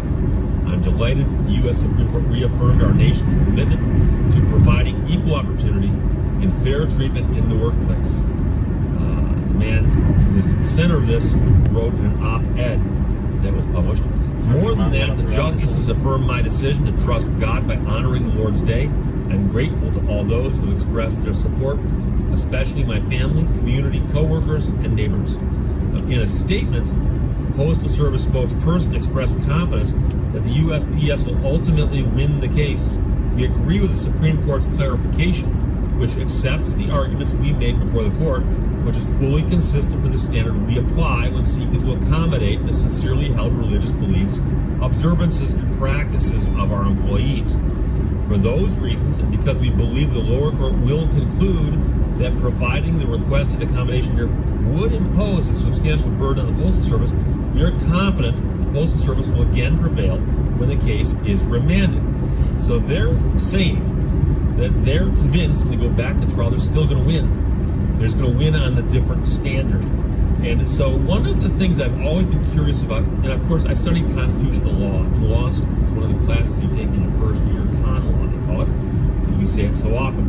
In constitutional law, you talk a lot about the First Amendment. The First Amendment includes the stuff about religion. And they talk about here seeking to accommodate the sincerely held religious beliefs, observances, and practices of our employees. Sincerely held religious beliefs. And so I've always been troubled by courts that suggest that when someone says, I'm religious, do they have the right to determine how sincerely you hold your religious beliefs? And how do you measure that? Some people do like shots. How do you know what's going on in my heart, as they say? I used to do shots of apple cider vinegar until it started tearing my stomach apart, so now I just take the gummies. Field of law. It's much because to discuss people's sincerely held religious beliefs. No, I like this one. I've met this one works with Amazon I've known Alexa. for years who did their own business. And on your phone. And then somewhere down the road, I discover, oh, this person is a devout, insert religion here. It turns out that they just don't advertise it. They don't brag about it. They're not out trying to convert people to it. They're not going door to door knocking, trying to give away books or something. They just very quietly go about their business. And they do have sincerely held religious beliefs, but you wouldn't know it. If you asked them, they might tell you. And I've also met other people who scream and yell about how religious they are. And then the question then becomes, which of them more sincerely holds their beliefs? And is there a way to measure it? And is that something that courts are equipped to do? I'm simply asking the question. I don't know the answer to this. I'm familiar with the First Amendment. Like I said, I've taken classes on it. Yeah, I take it. I take gummies. Answers about it. I take apple cider gummies now in the morning because like I said, I have really bad acid reflux and it was just fucking my stomach up real bad. Curious about how courts address it. And what it basically boils down to is somebody's got to come into court and say, yes, I sincerely hold these beliefs. And they may have to testify and say, what that means to me is I do the following things. And then you guys start explaining things that are quite personal. I pray. I go to church. I help other people. I read the Bible, whatever it might be. And that, to me, has always been a bit true. Acid reflux is a scam? Because... Oh, I disagree, my friend. There are some religions that suggest that you should be humble. And you don't advertise these things. You just do them because they're the right things to do. And so if somebody is a member of a religion or a follower of a belief system, Humana Healthy Horizons. Humbly keep these things. Yeah, I mean, that's the only Humana Medicaid. That's what it is. Humana Healthy Horizons Medicaid. How often do you pray? Okay. You close your eyes.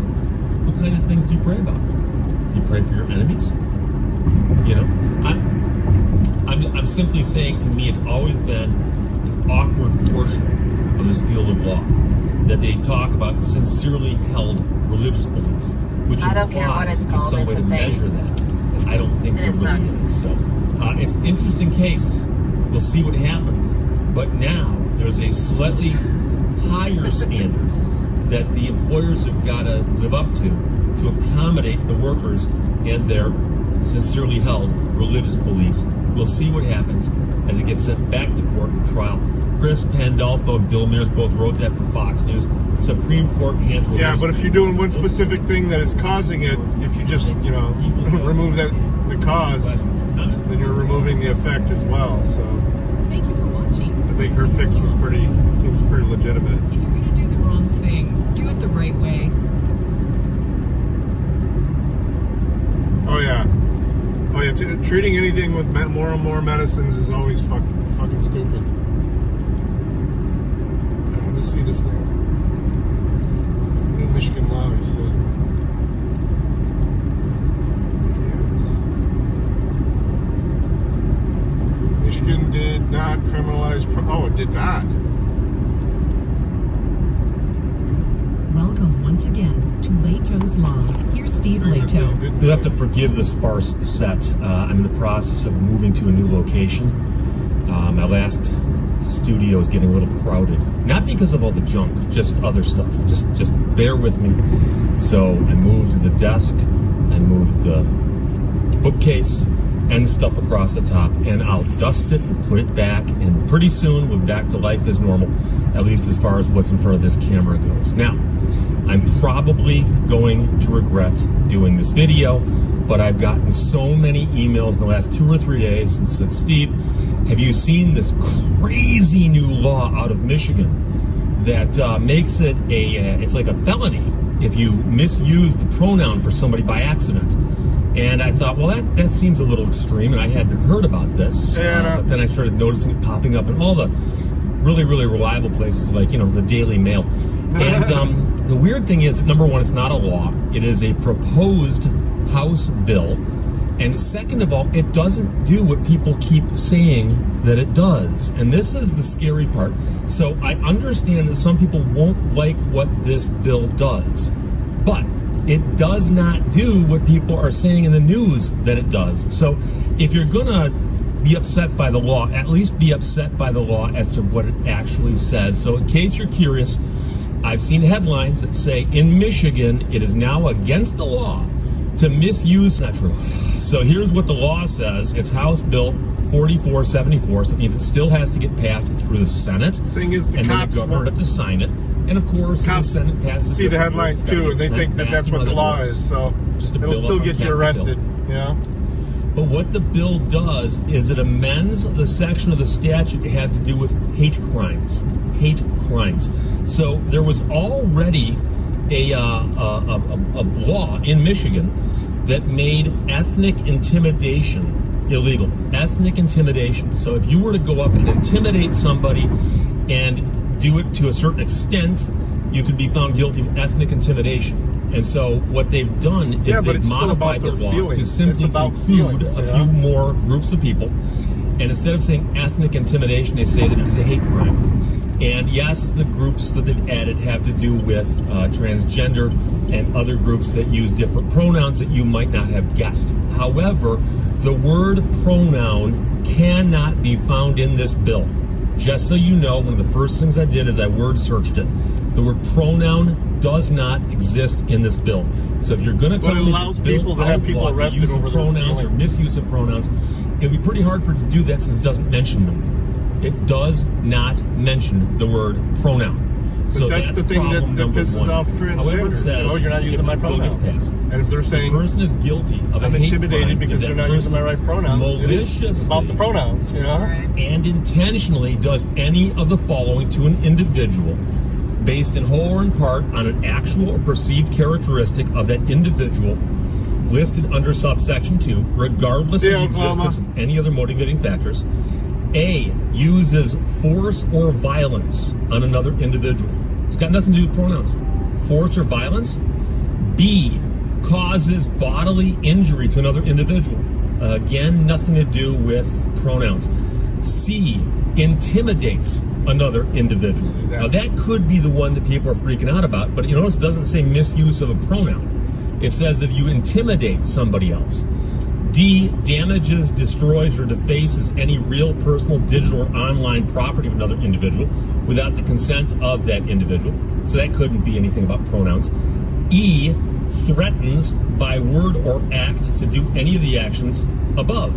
So the only thing it could possibly be is to intimidate another individual. And it says here that if you do that, then it could possibly be a hate crime. Okay? Now some people are going to say, what does intimidation mean? Maybe if somebody's accused of willfully and intentionally misusing pronouns, they could be charged with this law because they'd be intimidating them by willfully and intentionally misusing their pronouns. Well, the statute actually defines intimidate also. Isn't that helpful?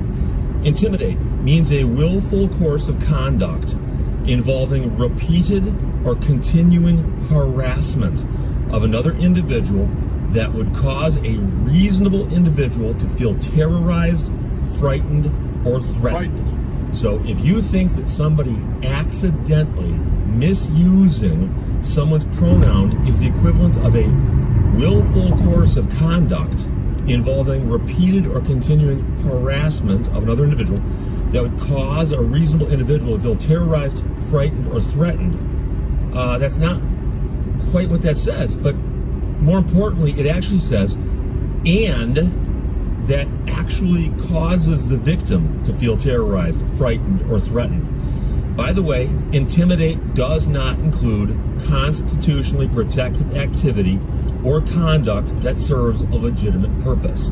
So if you accidentally use someone's pronouns, that would not qualify as intimidation under the definitions within this statute. Keep in mind that it says that you have to intentionally do any of the following to an individual based in whole or in part on an actual perceived characteristic. So simply misusing a pronoun would not be considered intimidating another individual. I know that I saw some people shrieking about this on one of the channels on the cable, and they were clearly exaggerating what this law actually says. And what's interesting is all the articles I saw about it in writing, none of them actually cited what the law actually said. They were all saying what they thought it said. but I'm not sure that anybody had actually read it. So it says the actual perceived characteristics of another individual include race or color, religion, sex, sexual orientation, gender identity or expression, physical or mental disability, age, ethnicity, and national origin, along with association or affiliation with an individual or group of individuals in whole or part based on a characteristic described above. And so what they're getting at is that you cannot intimidate somebody if you do that maliciously and intentionally, and you cannot do that like this. So the best I think you could say with respect to pronouns is that if you were to maliciously and intentionally intimidate somebody by misusing their pronouns, but I don't know that that's intimidation. Intimidation generally sounds like you're threatening somebody. So that's what that's getting at. In case you're curious, there's more in the statute, and it simply says what happens to a person who violates Section 1, and if any of the following conditions apply, it could be, this, and the punishment's that, the fine is that. If the violation results in a bodily injury, here's what can happen. And again, misusing someone's pronoun does not have anything to do with a bodily injury. So again, I know that there's going to be a lot of people out there who say, Steve, I think these kinds of laws are wrong. You can feel that way. There were a lot of people who thought that the original hate crimes that were passed back in the 60s, 70s, and 80s were wrong also. But you do understand, I'm sure, that most people don't run up to somebody and start screaming and yelling and maliciously and intentionally attempting to intimidate them based on their race, their gender, their religion, their color, and what groups they belong to. That's generally not a good thing. And so I had some people say, in one of the emails I got, somebody says, hey, Steve, this law would appear to be immediately a violation of the First Amendment. I've got the right to go up and say anything I want to anybody, including misusing their pronouns. And yes and no. There are some limits to free speech. We've all heard that, you cannot yell fire at a crowded theater. You can't slander somebody. You can, but there's consequences if you do so. And so I know that many people get bent out of shape when they start thinking about this in terms of transgendered people or whatever. Think in terms of religion then instead, because it's just another class, right? So if you were to hear that somebody went up to somebody else on the street and started screaming and yelling at them because they were Jewish, you'd probably say, okay, that's not appropriate. And if the person was intentionally and maliciously intimidating them because they were Jewish, most people would say, okay, that's wrong. So I understand that nowadays it's a very touchy subject to talk about transgender situations or LGBTQ and all that stuff. I understand that. But I'm simply pointing out that all this statute did was take a law. Well, then technically you can turn it around, because you see these trans activists all the time out there marching and then getting in what they call cisgender people's faces and berating them. You could just turn that around on them. Transgender It's fake, Okay. Does tranny frighten me? The law does not outlaw the misuse of pronouns. And if you think that's what this does, you haven't read it. I would suggest that you read it. House Bill number 4474. In fact, I will put a link to the House Bill in the description below the video. You can read it. You can show me where you found the word pronoun. So again, I'll probably be sorry I put up the video, because I'm going to get so much feedback on this. People are unhappy with the fact that their worldview is somehow crushed because all these news agencies were saying, yes, Michigan passed this insane law where you go to prison for misusing someone's pronoun. And that's not at all what the law says or does. So I apologize if the acoustics are off a little bit. Like I said, it's a brand new space. Got to dial it in a little bit. I will do that in the next few days. I'll talk to you later. Questions or comments, put them below and let's talk to you later. Bye-bye. Thank you for watching Plato's Law. Progress is man's ability to complicate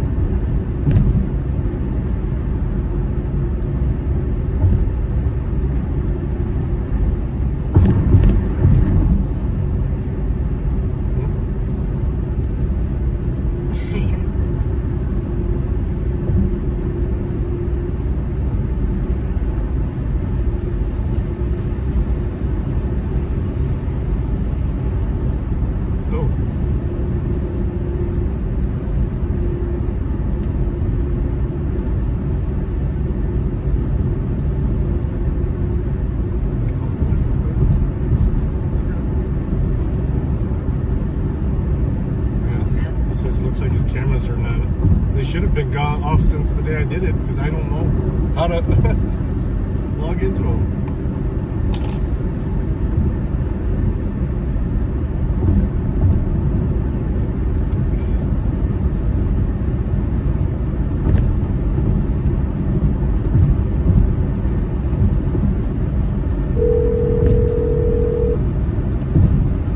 1 second. Hey, Doc. Hey, Matt. Yeah, I mentioned whenever I installed the first one that I didn't know that have any of the login information for the cameras, so they would have to be that's why when I sent that email, I put the information that you needed to get it back online with your Ring account. Okay. Sure. That's I feel like I was on them this week and they were pulling up that. Maybe confused about that. Maybe they were. Either way, so I have to just link them to the new Wi-Fi SSID and stuff. Okay, and then what time should I tell them to expect you guys on the other side?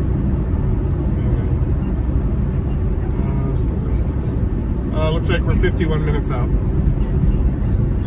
Okay, good deal. They should be back by then, but if not, I'm gonna message you. There's a new door code, so I'll message you. All right, I appreciate it. All right, thanks. Yep. Yeah, I guess I need to change the door code faster. Yeah, there's a big fucking email about it now. Like, no clients can have it now, not even like the IOP clients and everything. Like, so it's this big ordeal. Yeah, because one of the clients gave it to a previous client. Yeah. Came in and stole shit. Yeah. Well, the person who gave him the code should be liable.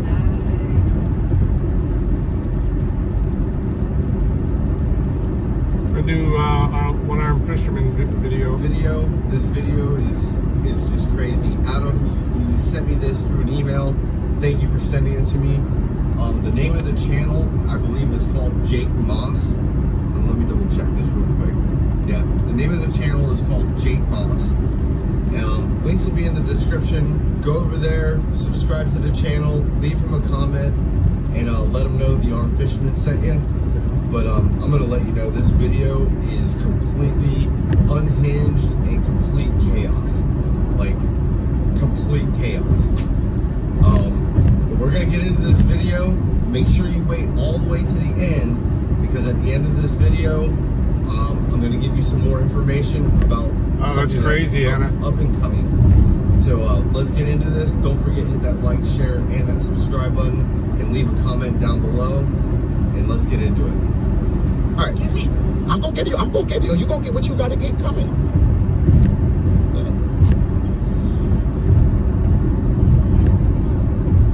Can you make sure you tell me the right thing? We ain't doing nothing wrong. I know you ain't doing nothing wrong, right? I didn't say anything wrong, but I want you to identify yourself because you're going in and out of all these buildings. I will. That's all I asked for. Okay. Right? Grandmother. And then he's not in any of your dormant. She has no badge. He has a badge. Miss Lady, but you're making it seem like we're the bad people. So, hold on. Let's go. Let's go. I'm going to go to jail. Because I'm looking. I want it back. Put me in handcuffs. Let's go. I want it back. I'm not breaking any law, Miss Lady. You have to be trespassing. You're trespassing is private property. It's private property. You have to be trespassing. You're a cop. You know trespassing is private property. We're not trespassing. You have to be trespassing. Okay, so can we leave? Okay, we can stay. So she's. Are you? So we are being attacked. Are we being attacked? I just want to know. We're being attacked because we're suspicious. You can certainly show a badge to anybody who is trespassing. All I did was ask you for your identification. So am I being hostile? All I asked you, but I asked you to. No, it's not good. Will you please just give me? Yes, I will give you my identification. Okay, but before the law states in order for me to identify you as a police officer, you have to have reasonable, articulable suspicion that I committed a crime, have committed a crime. Suspicion of the crime.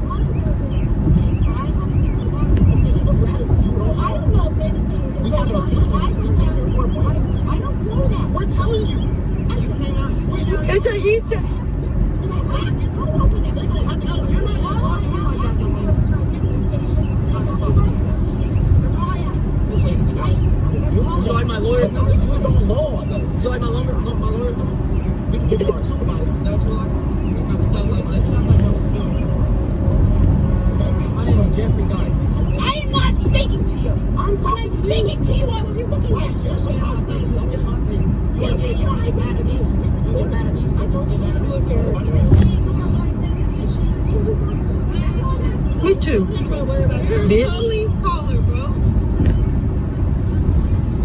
Yes, we do have badges, lady.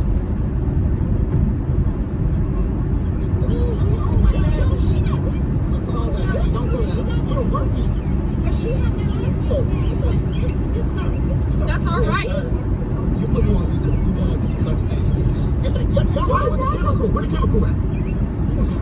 Okay. Well, how about this? If your supervisor is here, I'm going to vote my 50 days.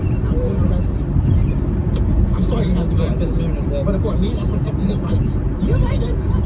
Okay, no, to me, because I have not committed a crime. I only answer when I commit a crime, Miss Lady. I committed a crime. Okay? So doing what? Soliciting people. Soliciting PPL. You don't even have PPL. You don't even have PPL. You don't even have PPL. You're alive. You don't have PPL. You don't have to come over here. You don't have to come over here.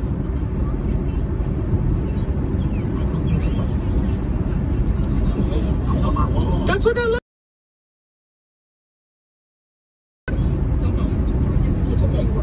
That's all I ask. I work for IGS. My name is Jeffrey, guys.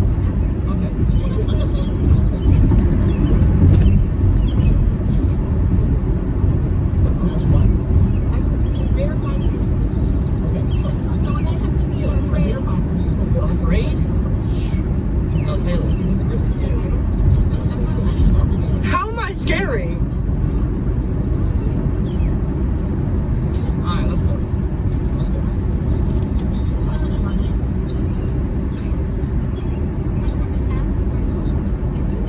Yep. Well, for work and then maybe out to eat.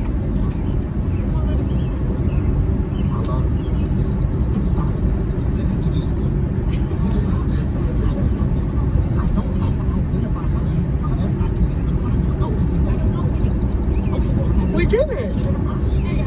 No, that lady saying we committed a crime. Can I speak? Yes, you are. You got a right to different. Can I speak? This lady right here, I just spoke with her. You can tell her. I'll she'll tell you everything. I just understand. This lady.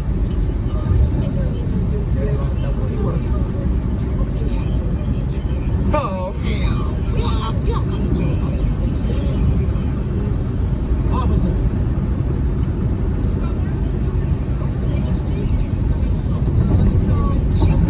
Wait, excuse me.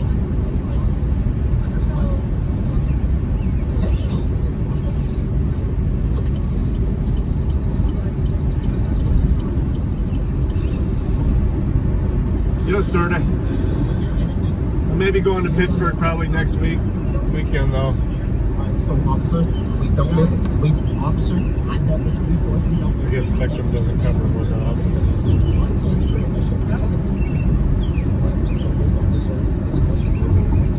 So, well, we're just down the road, so we could put in a build order.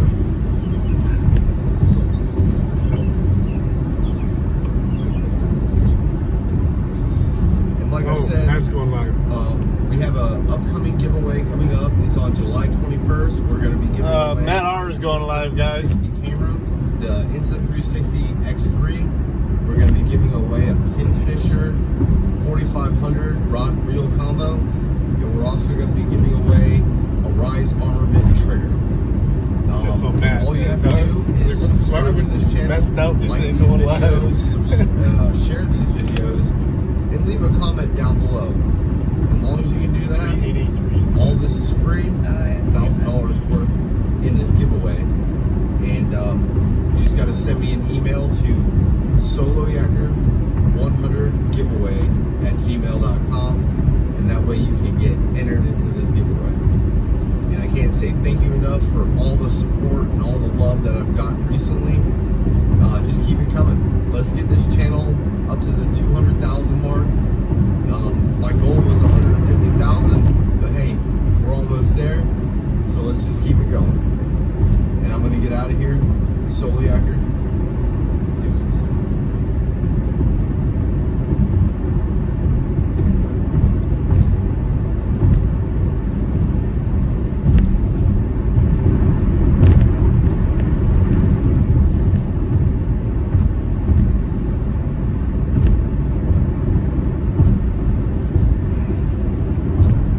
what I just said. Waiting for him to do it. I haven't gotten a notification yet. He texted me, let me know he was about to.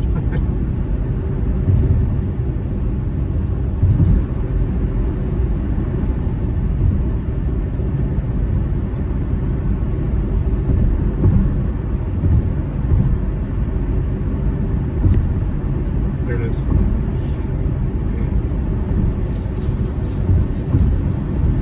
Can go outside.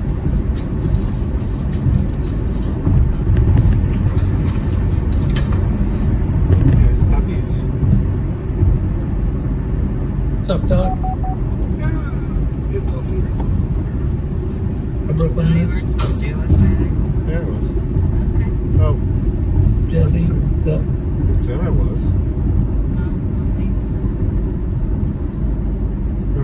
I might lose service like outside the house. I changed it right before I exited though. 'Cause it was telling me I had like less than a mile when I was grabbing the phone. Is the signal good? Probably a fucking accident when I get stuck in. So first.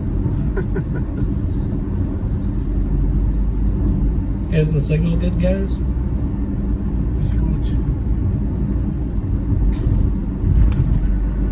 What's up, pup? Oh, I can't right now.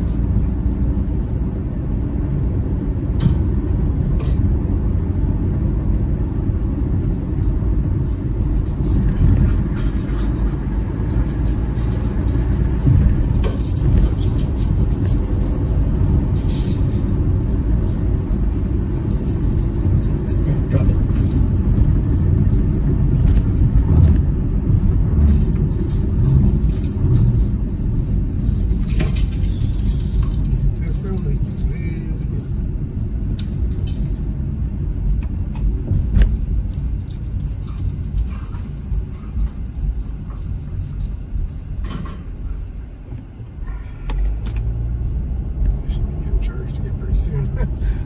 Yeah, I got to they tried to charge me when I had no monies. And then so it shuts off your card, you have to call it. Reactivate it. Yeah, this is the first live I've done tap.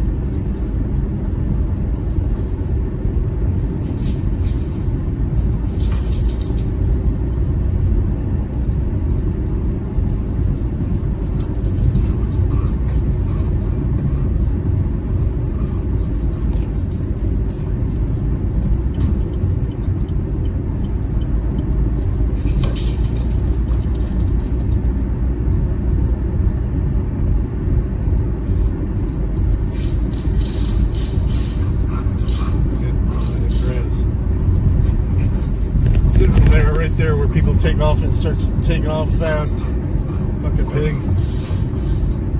I looked down, I was like, okay, I'm under the speed limit. Only because I was fucking with this shit.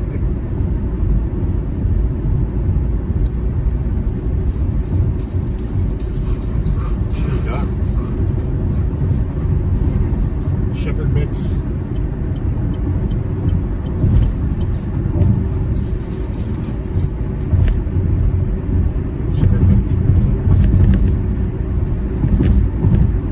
What's up, Midwest?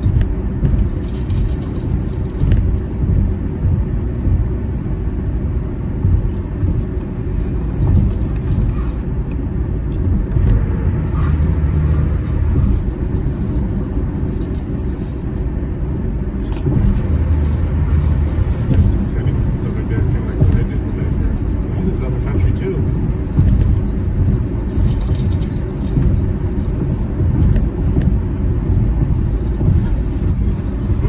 Something smells good. I think I've never said that on the freeway. I don't know, it smells like buttery. Maybe it's the Red Lobster biscuits. What? It smelled like buttery or something. It smelled good. You see that the recipe for making like a chicken cobbler?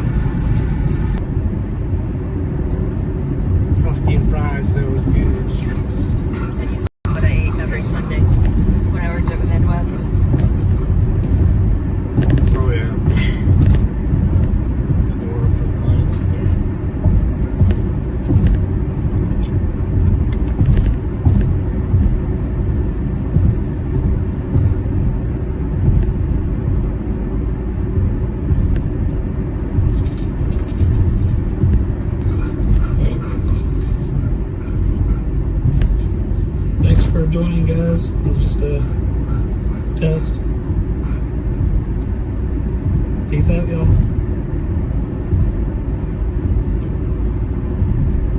Come down. Video is private. Needs to learn to switch it back over to live before he saves it, or to listed or unlisted. You literally lose the watch time when it goes into private.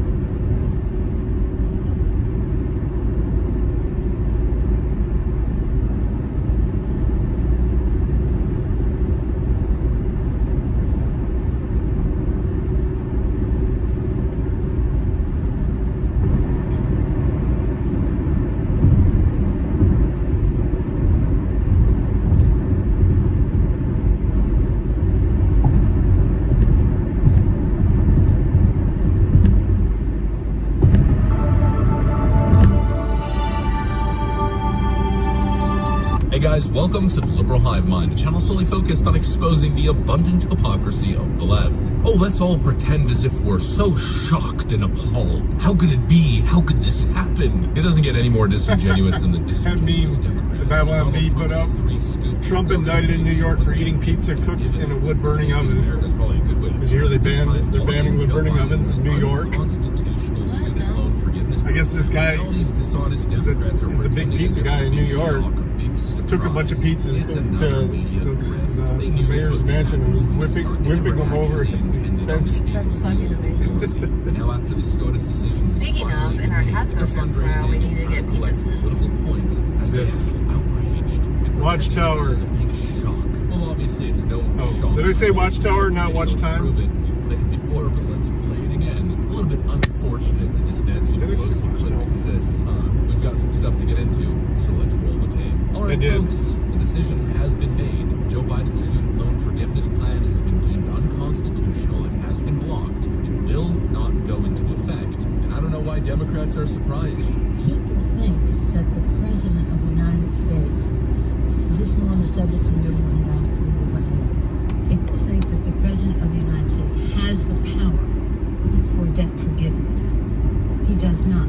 He can postpone, he can delay, but he does not have that power. That has to be an act of Congress. They knew it all along. They knew that Joe Biden never had the executive authority to push through this kind of legislation. And how dishonest of them it is to pretend as if they ever thought otherwise. They knew forever. They knew since the start. Shit, the rhinos would vote for it. It was never going to happen. But they dragged Democrat voters on and on and on. Joe Biden even multiple times claiming that the bill passed, but obviously it never passed through Congress, when constitutionally any debt forgiveness by law has to pass through the Senate and the House. Joe Biden's action was unconstitutional. Democrats knew it, yet they did it anyways. Why? Why? Because the 2022 midterms were right around the corner. It's funny how things change for the Democrats once election season approaches, huh? Here's Joe Biden in 2019. But to come along and say you're going to fund a $35, $34, $40 trillion plan in 10 years,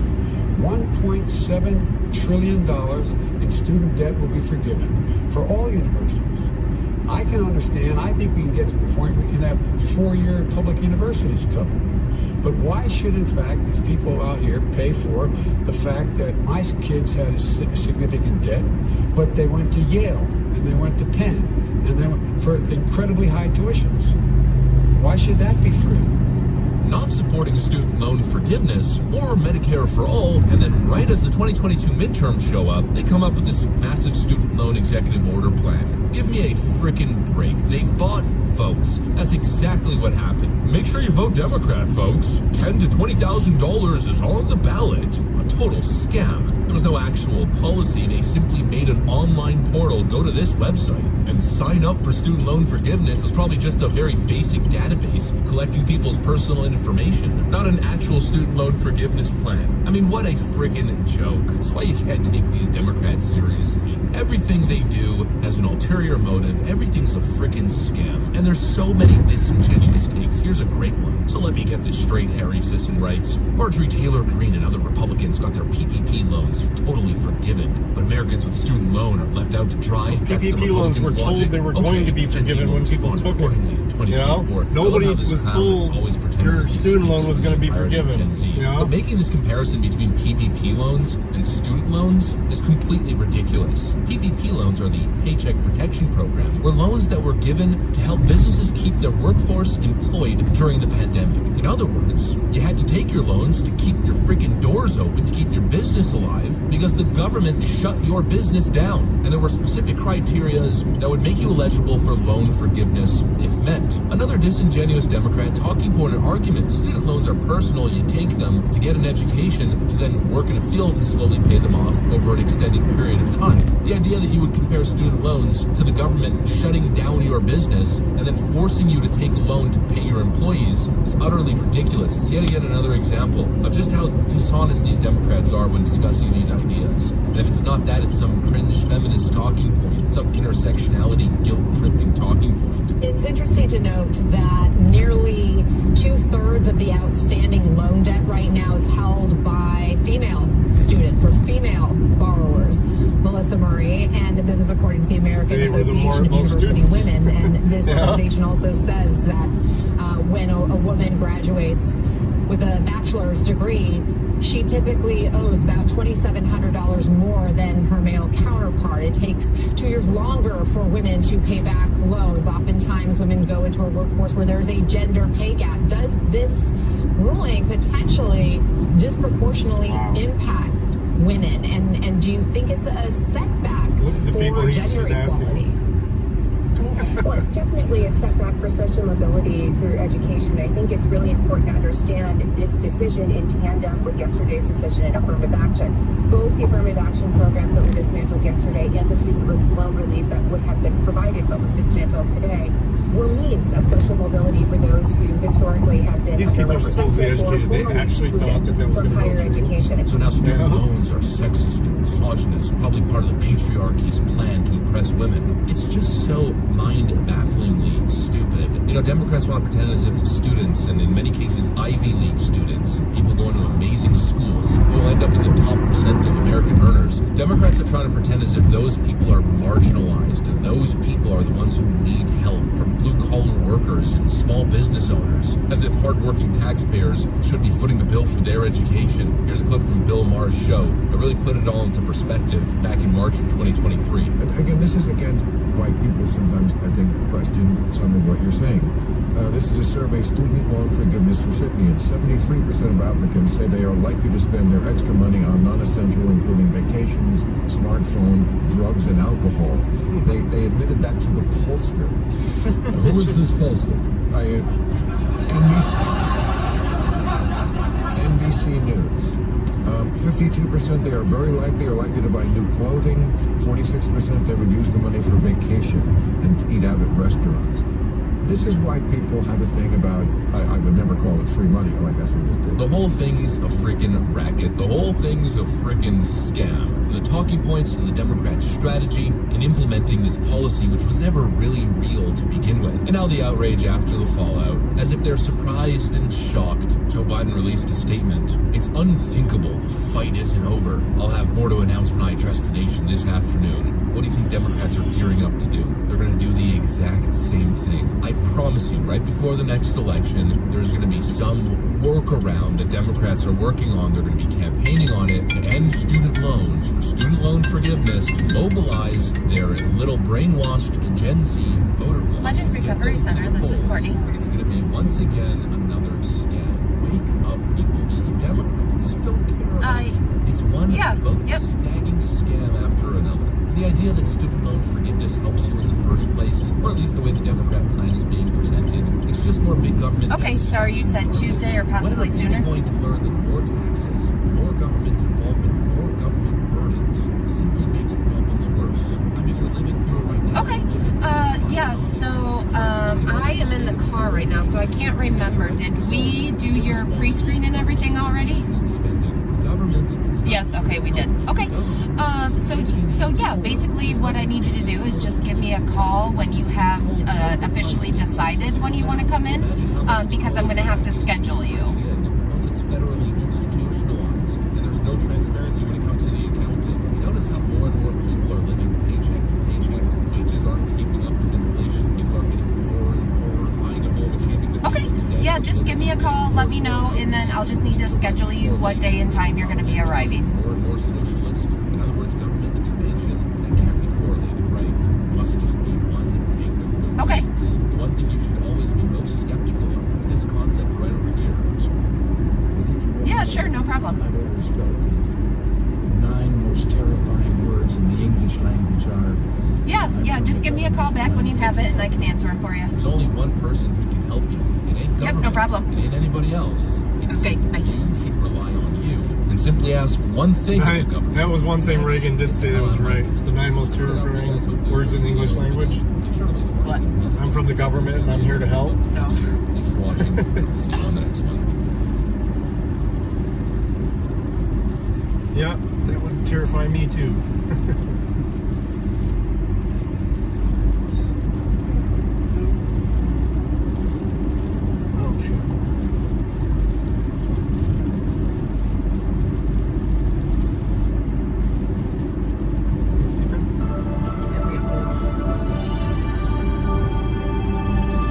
Hey guys, welcome to the Liberal Hive Mind, a channel solely focused on exposing the abundant hypocrisy of the left. Now, in the almost 4 years that I've been making videos on this YouTube channel, we've covered some pretty wacky, kooky things, some absolutely crazy.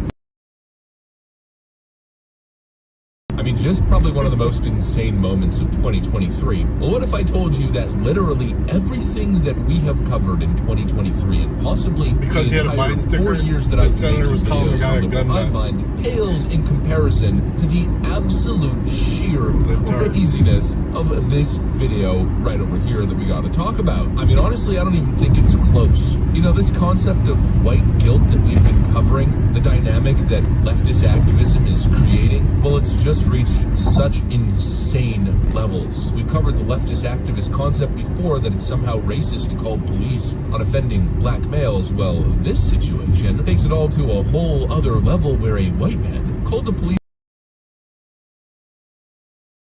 and he felt so bad about the situation that is not doing it justice. Let me show you guys exactly what happened here, then let's talk about this white fragility concept, this leftist white guilt, and just this insane societal dynamic that we're living through right now. We've got some stuff to get into, so let's roll the tape. Alright folks, so when I told you I wasn't doing it justice with my description, well, just take a look. He was arrested and charged with simple assault and terroristic threats.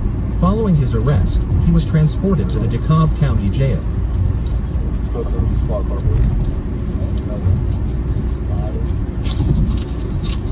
What's happening? Are you arrested? For what? Oh, you just 1 second.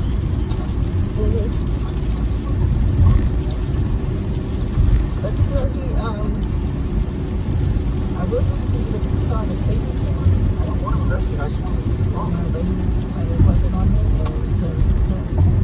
Brandishing is not a crime of the night. Brandishing is only a crime for a gun. Terrorist defense, no sir. Because he said die to me and had his knife out. What? All that was that. The threats everywhere. You were scared enough of his threat to call the cops. So now you're crying because... I understand, but it's still a job for me. He's got to do this because I'm white. He's fine.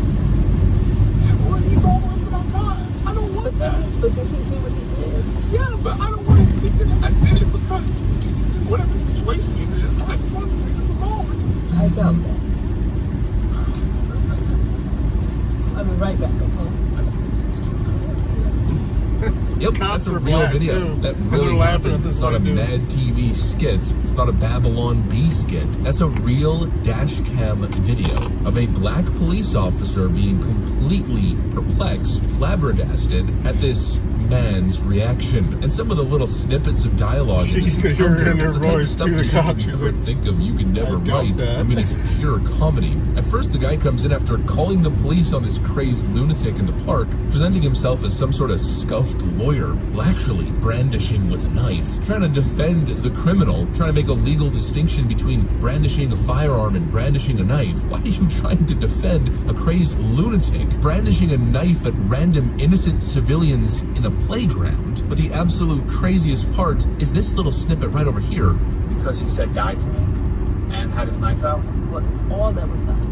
Yes, exactly. Because he pulled out a knife in a public space in a threatening manner and said, die to you. Yeah, exactly why. Holy frickin' can't say the word. What is wrong with people? What is happening in society? At this point, you're thinking, well, this video can't get any crazier. Then the guy starts crying like a little baby. This is a grown man. He seems to be in his early to mid-30s. And he starts crying like a 5-year-old. It's unbelievable. Anybody who tells me that the whole soy boy thing is a conspiracy, I don't know. I'm seeing some pretty strong evidence right now to suggest that we really are living through a masculinity crisis. It's completely insane. The emasculation of men, mixed in with white guilt and social justice activism, is truly an astonishing recipe. You have a man, let's not call him a black man, just a man, who's clearly unwell, most likely homeless, possibly suffering a psychotic break, possibly on drugs, walking around a public space, a park, a playground of all places, where threatening people, telling people to die as he brandishes that knife. I mean, it would be justified in this situation to use deadly force. Supposed to do him may be in there a while. Situations. The man brandishing a knife. Down courts where you can open on Monday. I was just gonna say, you know, the courts ain't open on Monday. In federal prison, but he should probably be in a friggin' insane asylum, totally removed from civilized society. I mean, white guilt and social justice activism thinking has reached peak levels. And the funny thing is, this person tries to play it off as if he's such a compassionate little snowflake. But really, he's mortified. He's scared. This is the end result of the leftist intimidation tactics that we've seen. Some people just aren't strong enough to stand up to it. And clearly he's scared because he doesn't want to become a target of the leftist mob. He's thinking, oh crap, the perfect narrative dynamic is at play here. I'm white and the assailant is black. Therefore people are going to assume that I called the police on him simply because he's a black male. Or systemic racism or something. No, you called the police on him because he's a psycho in a friggin' playground, lobbing terroristic threats and brandishing a deadly weapon. I've never seen anything like it. These leftoids don't have the capability to view past their racial lens, their racial narrative lens. Everything is black and white, literally. Black on white violence, see no evil, hear no evil. Black on black violence, the blinders are on. The thing is, when these things pop up, you can't point it out. It's not telling you the black violence, always racism. It's such a reductive, stupid way to look at the world. It's a totally twisted worldview. You know, we know that clowns on Reddit aren't able to see past the basic racial dynamic. But most people are smart enough to understand that you didn't call the police on this guy because of the color of his skin. You called the police because he's a white guilt behavior, not to mention the soft bigotry of low expectations, has got to stop.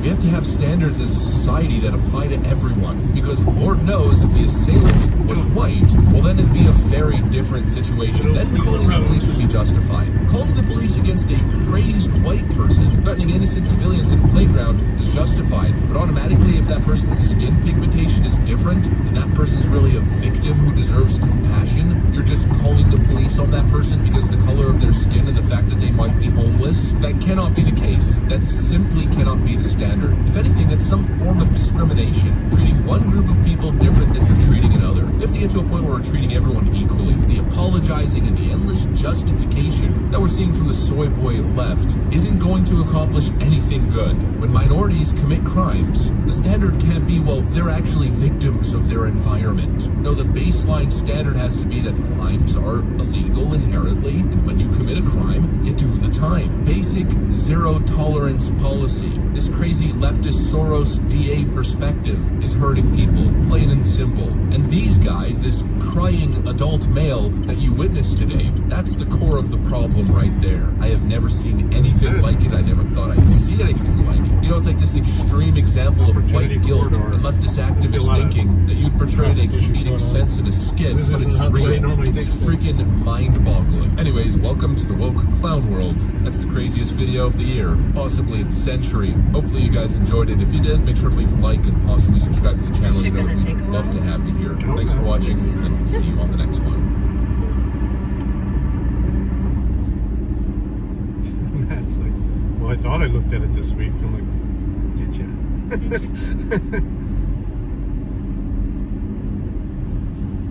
Because I only look at the cameras when there's a reason to look at the cameras. Yeah. I mean, the work stuff. It's like, okay, did something come up missing? Or do you suspect something's going on? Yeah. If that didn't happen, then this last week you didn't look at the cameras. You know? 15 minutes. Emperor North. This guy's hilarious. Count Dankula. Buddy, are you dead? Oh, hi. What, bitch? Leave me alone. What's going on, everyone? Jeremy here from the quartering, and I guess securing the rumble bag might have been a good decision. I don't know. This is a wild story that could affect the YouTube landscape in a way that has never been before. In a new Wall Street Journal article claiming that YouTube ads, the ads that are seen on YouTube, have broken terms of service close to 80% of the time. 80%. That means that up to 80%, if true, which we're going to get the story, 80% of the advertisers' dollars spent on this platform would have some form of rightful restitution. As somebody who runs, not really so much anymore, but has ran a search marketing agency for more than 10 years, there have been times that I have gotten refunds on various platforms from both Bing and Google Ads. Although this would be catastrophic if true. Absolutely wild story. It's so hard to believe, but let's take a look at it. Of course, this video is sponsored by Meta PCs, just real quick, and Annie Bonanni, who's on my lap here, who probably will like to purr into the microphone. Is that you mean? Ooh, look at this. Zoom. Yeah. Okay. Anyway, link in the description for Meta PCs. Real short yellow light. I put together some options for people that are like, hey, breaking news. Fast, insane. Like this is the actual. Caught us at the end. We're in Cleveland. I got to stop and do some IT work. Channel promo code DEQUARTERING to save. We'll probably fire it back up for the trip back, or owned. Depending on where we eat, we'll see. I don't know if we're going to be able to find a place to eat outside in this rain. So this article is shared by Nandini Jammy. Ooh, somebody's phony. Okay. This is someone who's intact too. That's going to explode when somebody runs it over. By going after their ads. This says holy stuff. Wall Street Journal reporting that in the wifey YouTube terms. This is a devastatingly huge deal. Google Ads about to be out billions of dollars. Google has never been weaker than it is right now. Their search ad business, their main source of income, has been tanking since ChatGPT. That's not true. They're also facing 2 antitrust lawsuits. That is true. Now it turns out that they've been caught in a multi-billion-dollar scam. So advertisers pay YouTube good money to run their ads on, before, or after a YouTube video on the YouTube platform. Sometimes YouTube runs these ads videos embedded on third-party websites like you see here. Like, first of all, anybody can embed. So I'm going to take probably the disingenuous representation that Nan Doodles does here and provide someone who has actual marketing background. You know, first of all, yes, anybody can embed a YouTube video. They're getting 80% of the time muted, autoplay videos off to the side, and unskippable since at least 2020. Now, first of all, no advertiser is going to care if the ad is unskippable. You're just getting an ad read. Generally, you're not getting much of a Now, Google Ads appears to be doubling down the very big lie that the overwhelming majority of ads are served on YouTube, but Analytics HQ, yes, a company with 300 followers, finds that 1 out of every 2 ads are not running on YouTube. Well, in my experience as an actual advertiser, that's not correct. It's a simple checkbox that you would say I want to be on third-party websites, or I don't. But you know, let's go on. So they write, for every brand in Adlytics example or sample, more than half of the budget they spent on the bundles went to non-YouTube properties, the research found. A Google spokesman said that the overwhelming majority of the video ads it sells are served on YouTube, not third-party sites. That's probably not true. The display network is vastly bigger than Google or YouTube itself. No, and he's back down. Advertisers can clearly see their ads much run on Legends third-party Recovery sites, Center, this is Courtney. and how much is spent there, and can easily opt out. That is correct. An idiot advertiser knows to opt out of that, and also opt out of mobile. Okay. Wait, what's the client's name?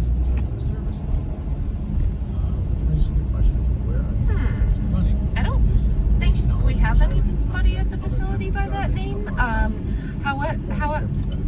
I am. Oh, well, I do admissions for both facilities, but this is the admissions line. If you actually want to call this number back and press option number 2, that will take you to the facility and you can speak with the nurse. Option 2? Okay, yeah, try again, and if you get me again, then there might be something wrong with the phone lines, and then I'll have to figure it out. All right, thank you. Bye.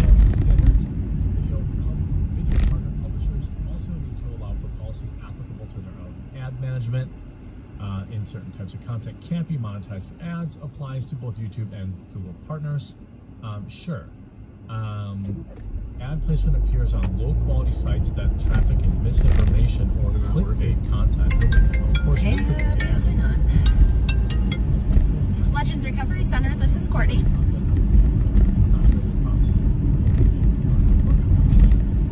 Oh man. Okay.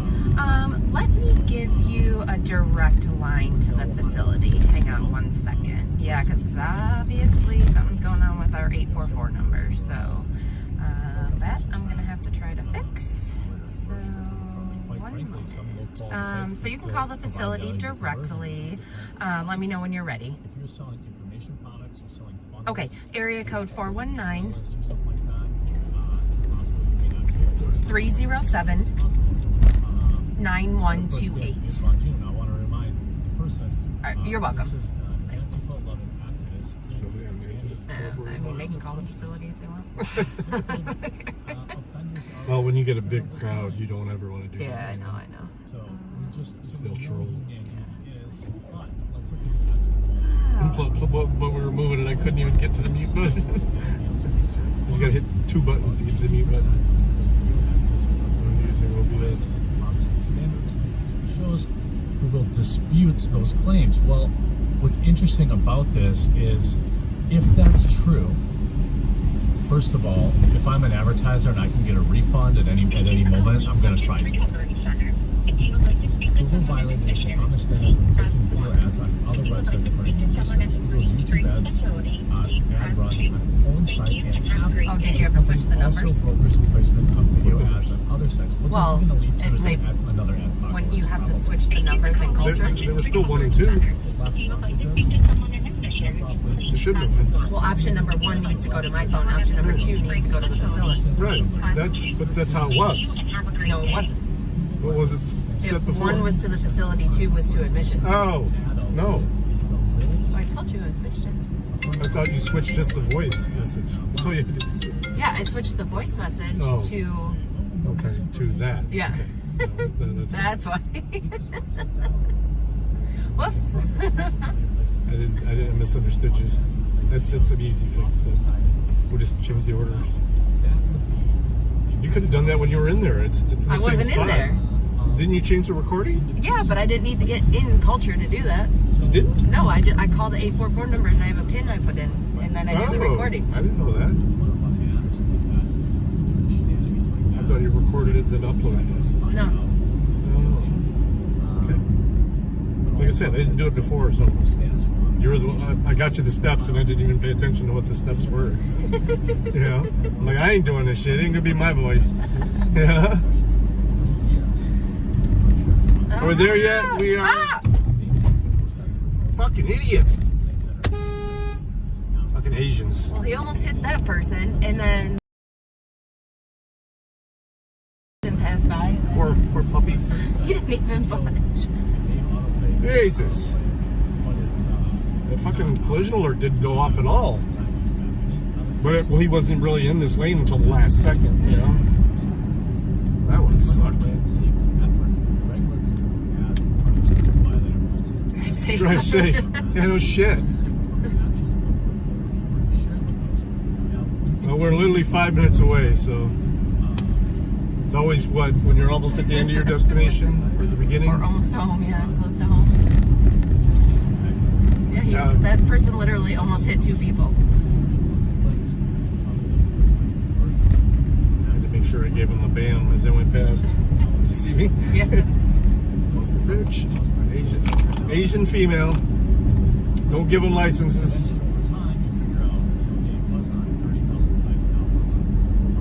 Did you look at that short I sent you last night of that cop? That female cop. She jumps out of her car and is like gun drawn on some dude, and she's standing there telling him, turn around, blah, blah, blah. Well, she didn't put it in park. And it rolls up on her and hits her from behind. So she's like with her gun in her, or her taser. She's like, just stand there. She jumps out of the way of the car. The car runs up into an embankment. She jumps in the car and she puts it in park. And now she's got the car between her and the guy. It was fucking hilarious. But you never watched that. I forget.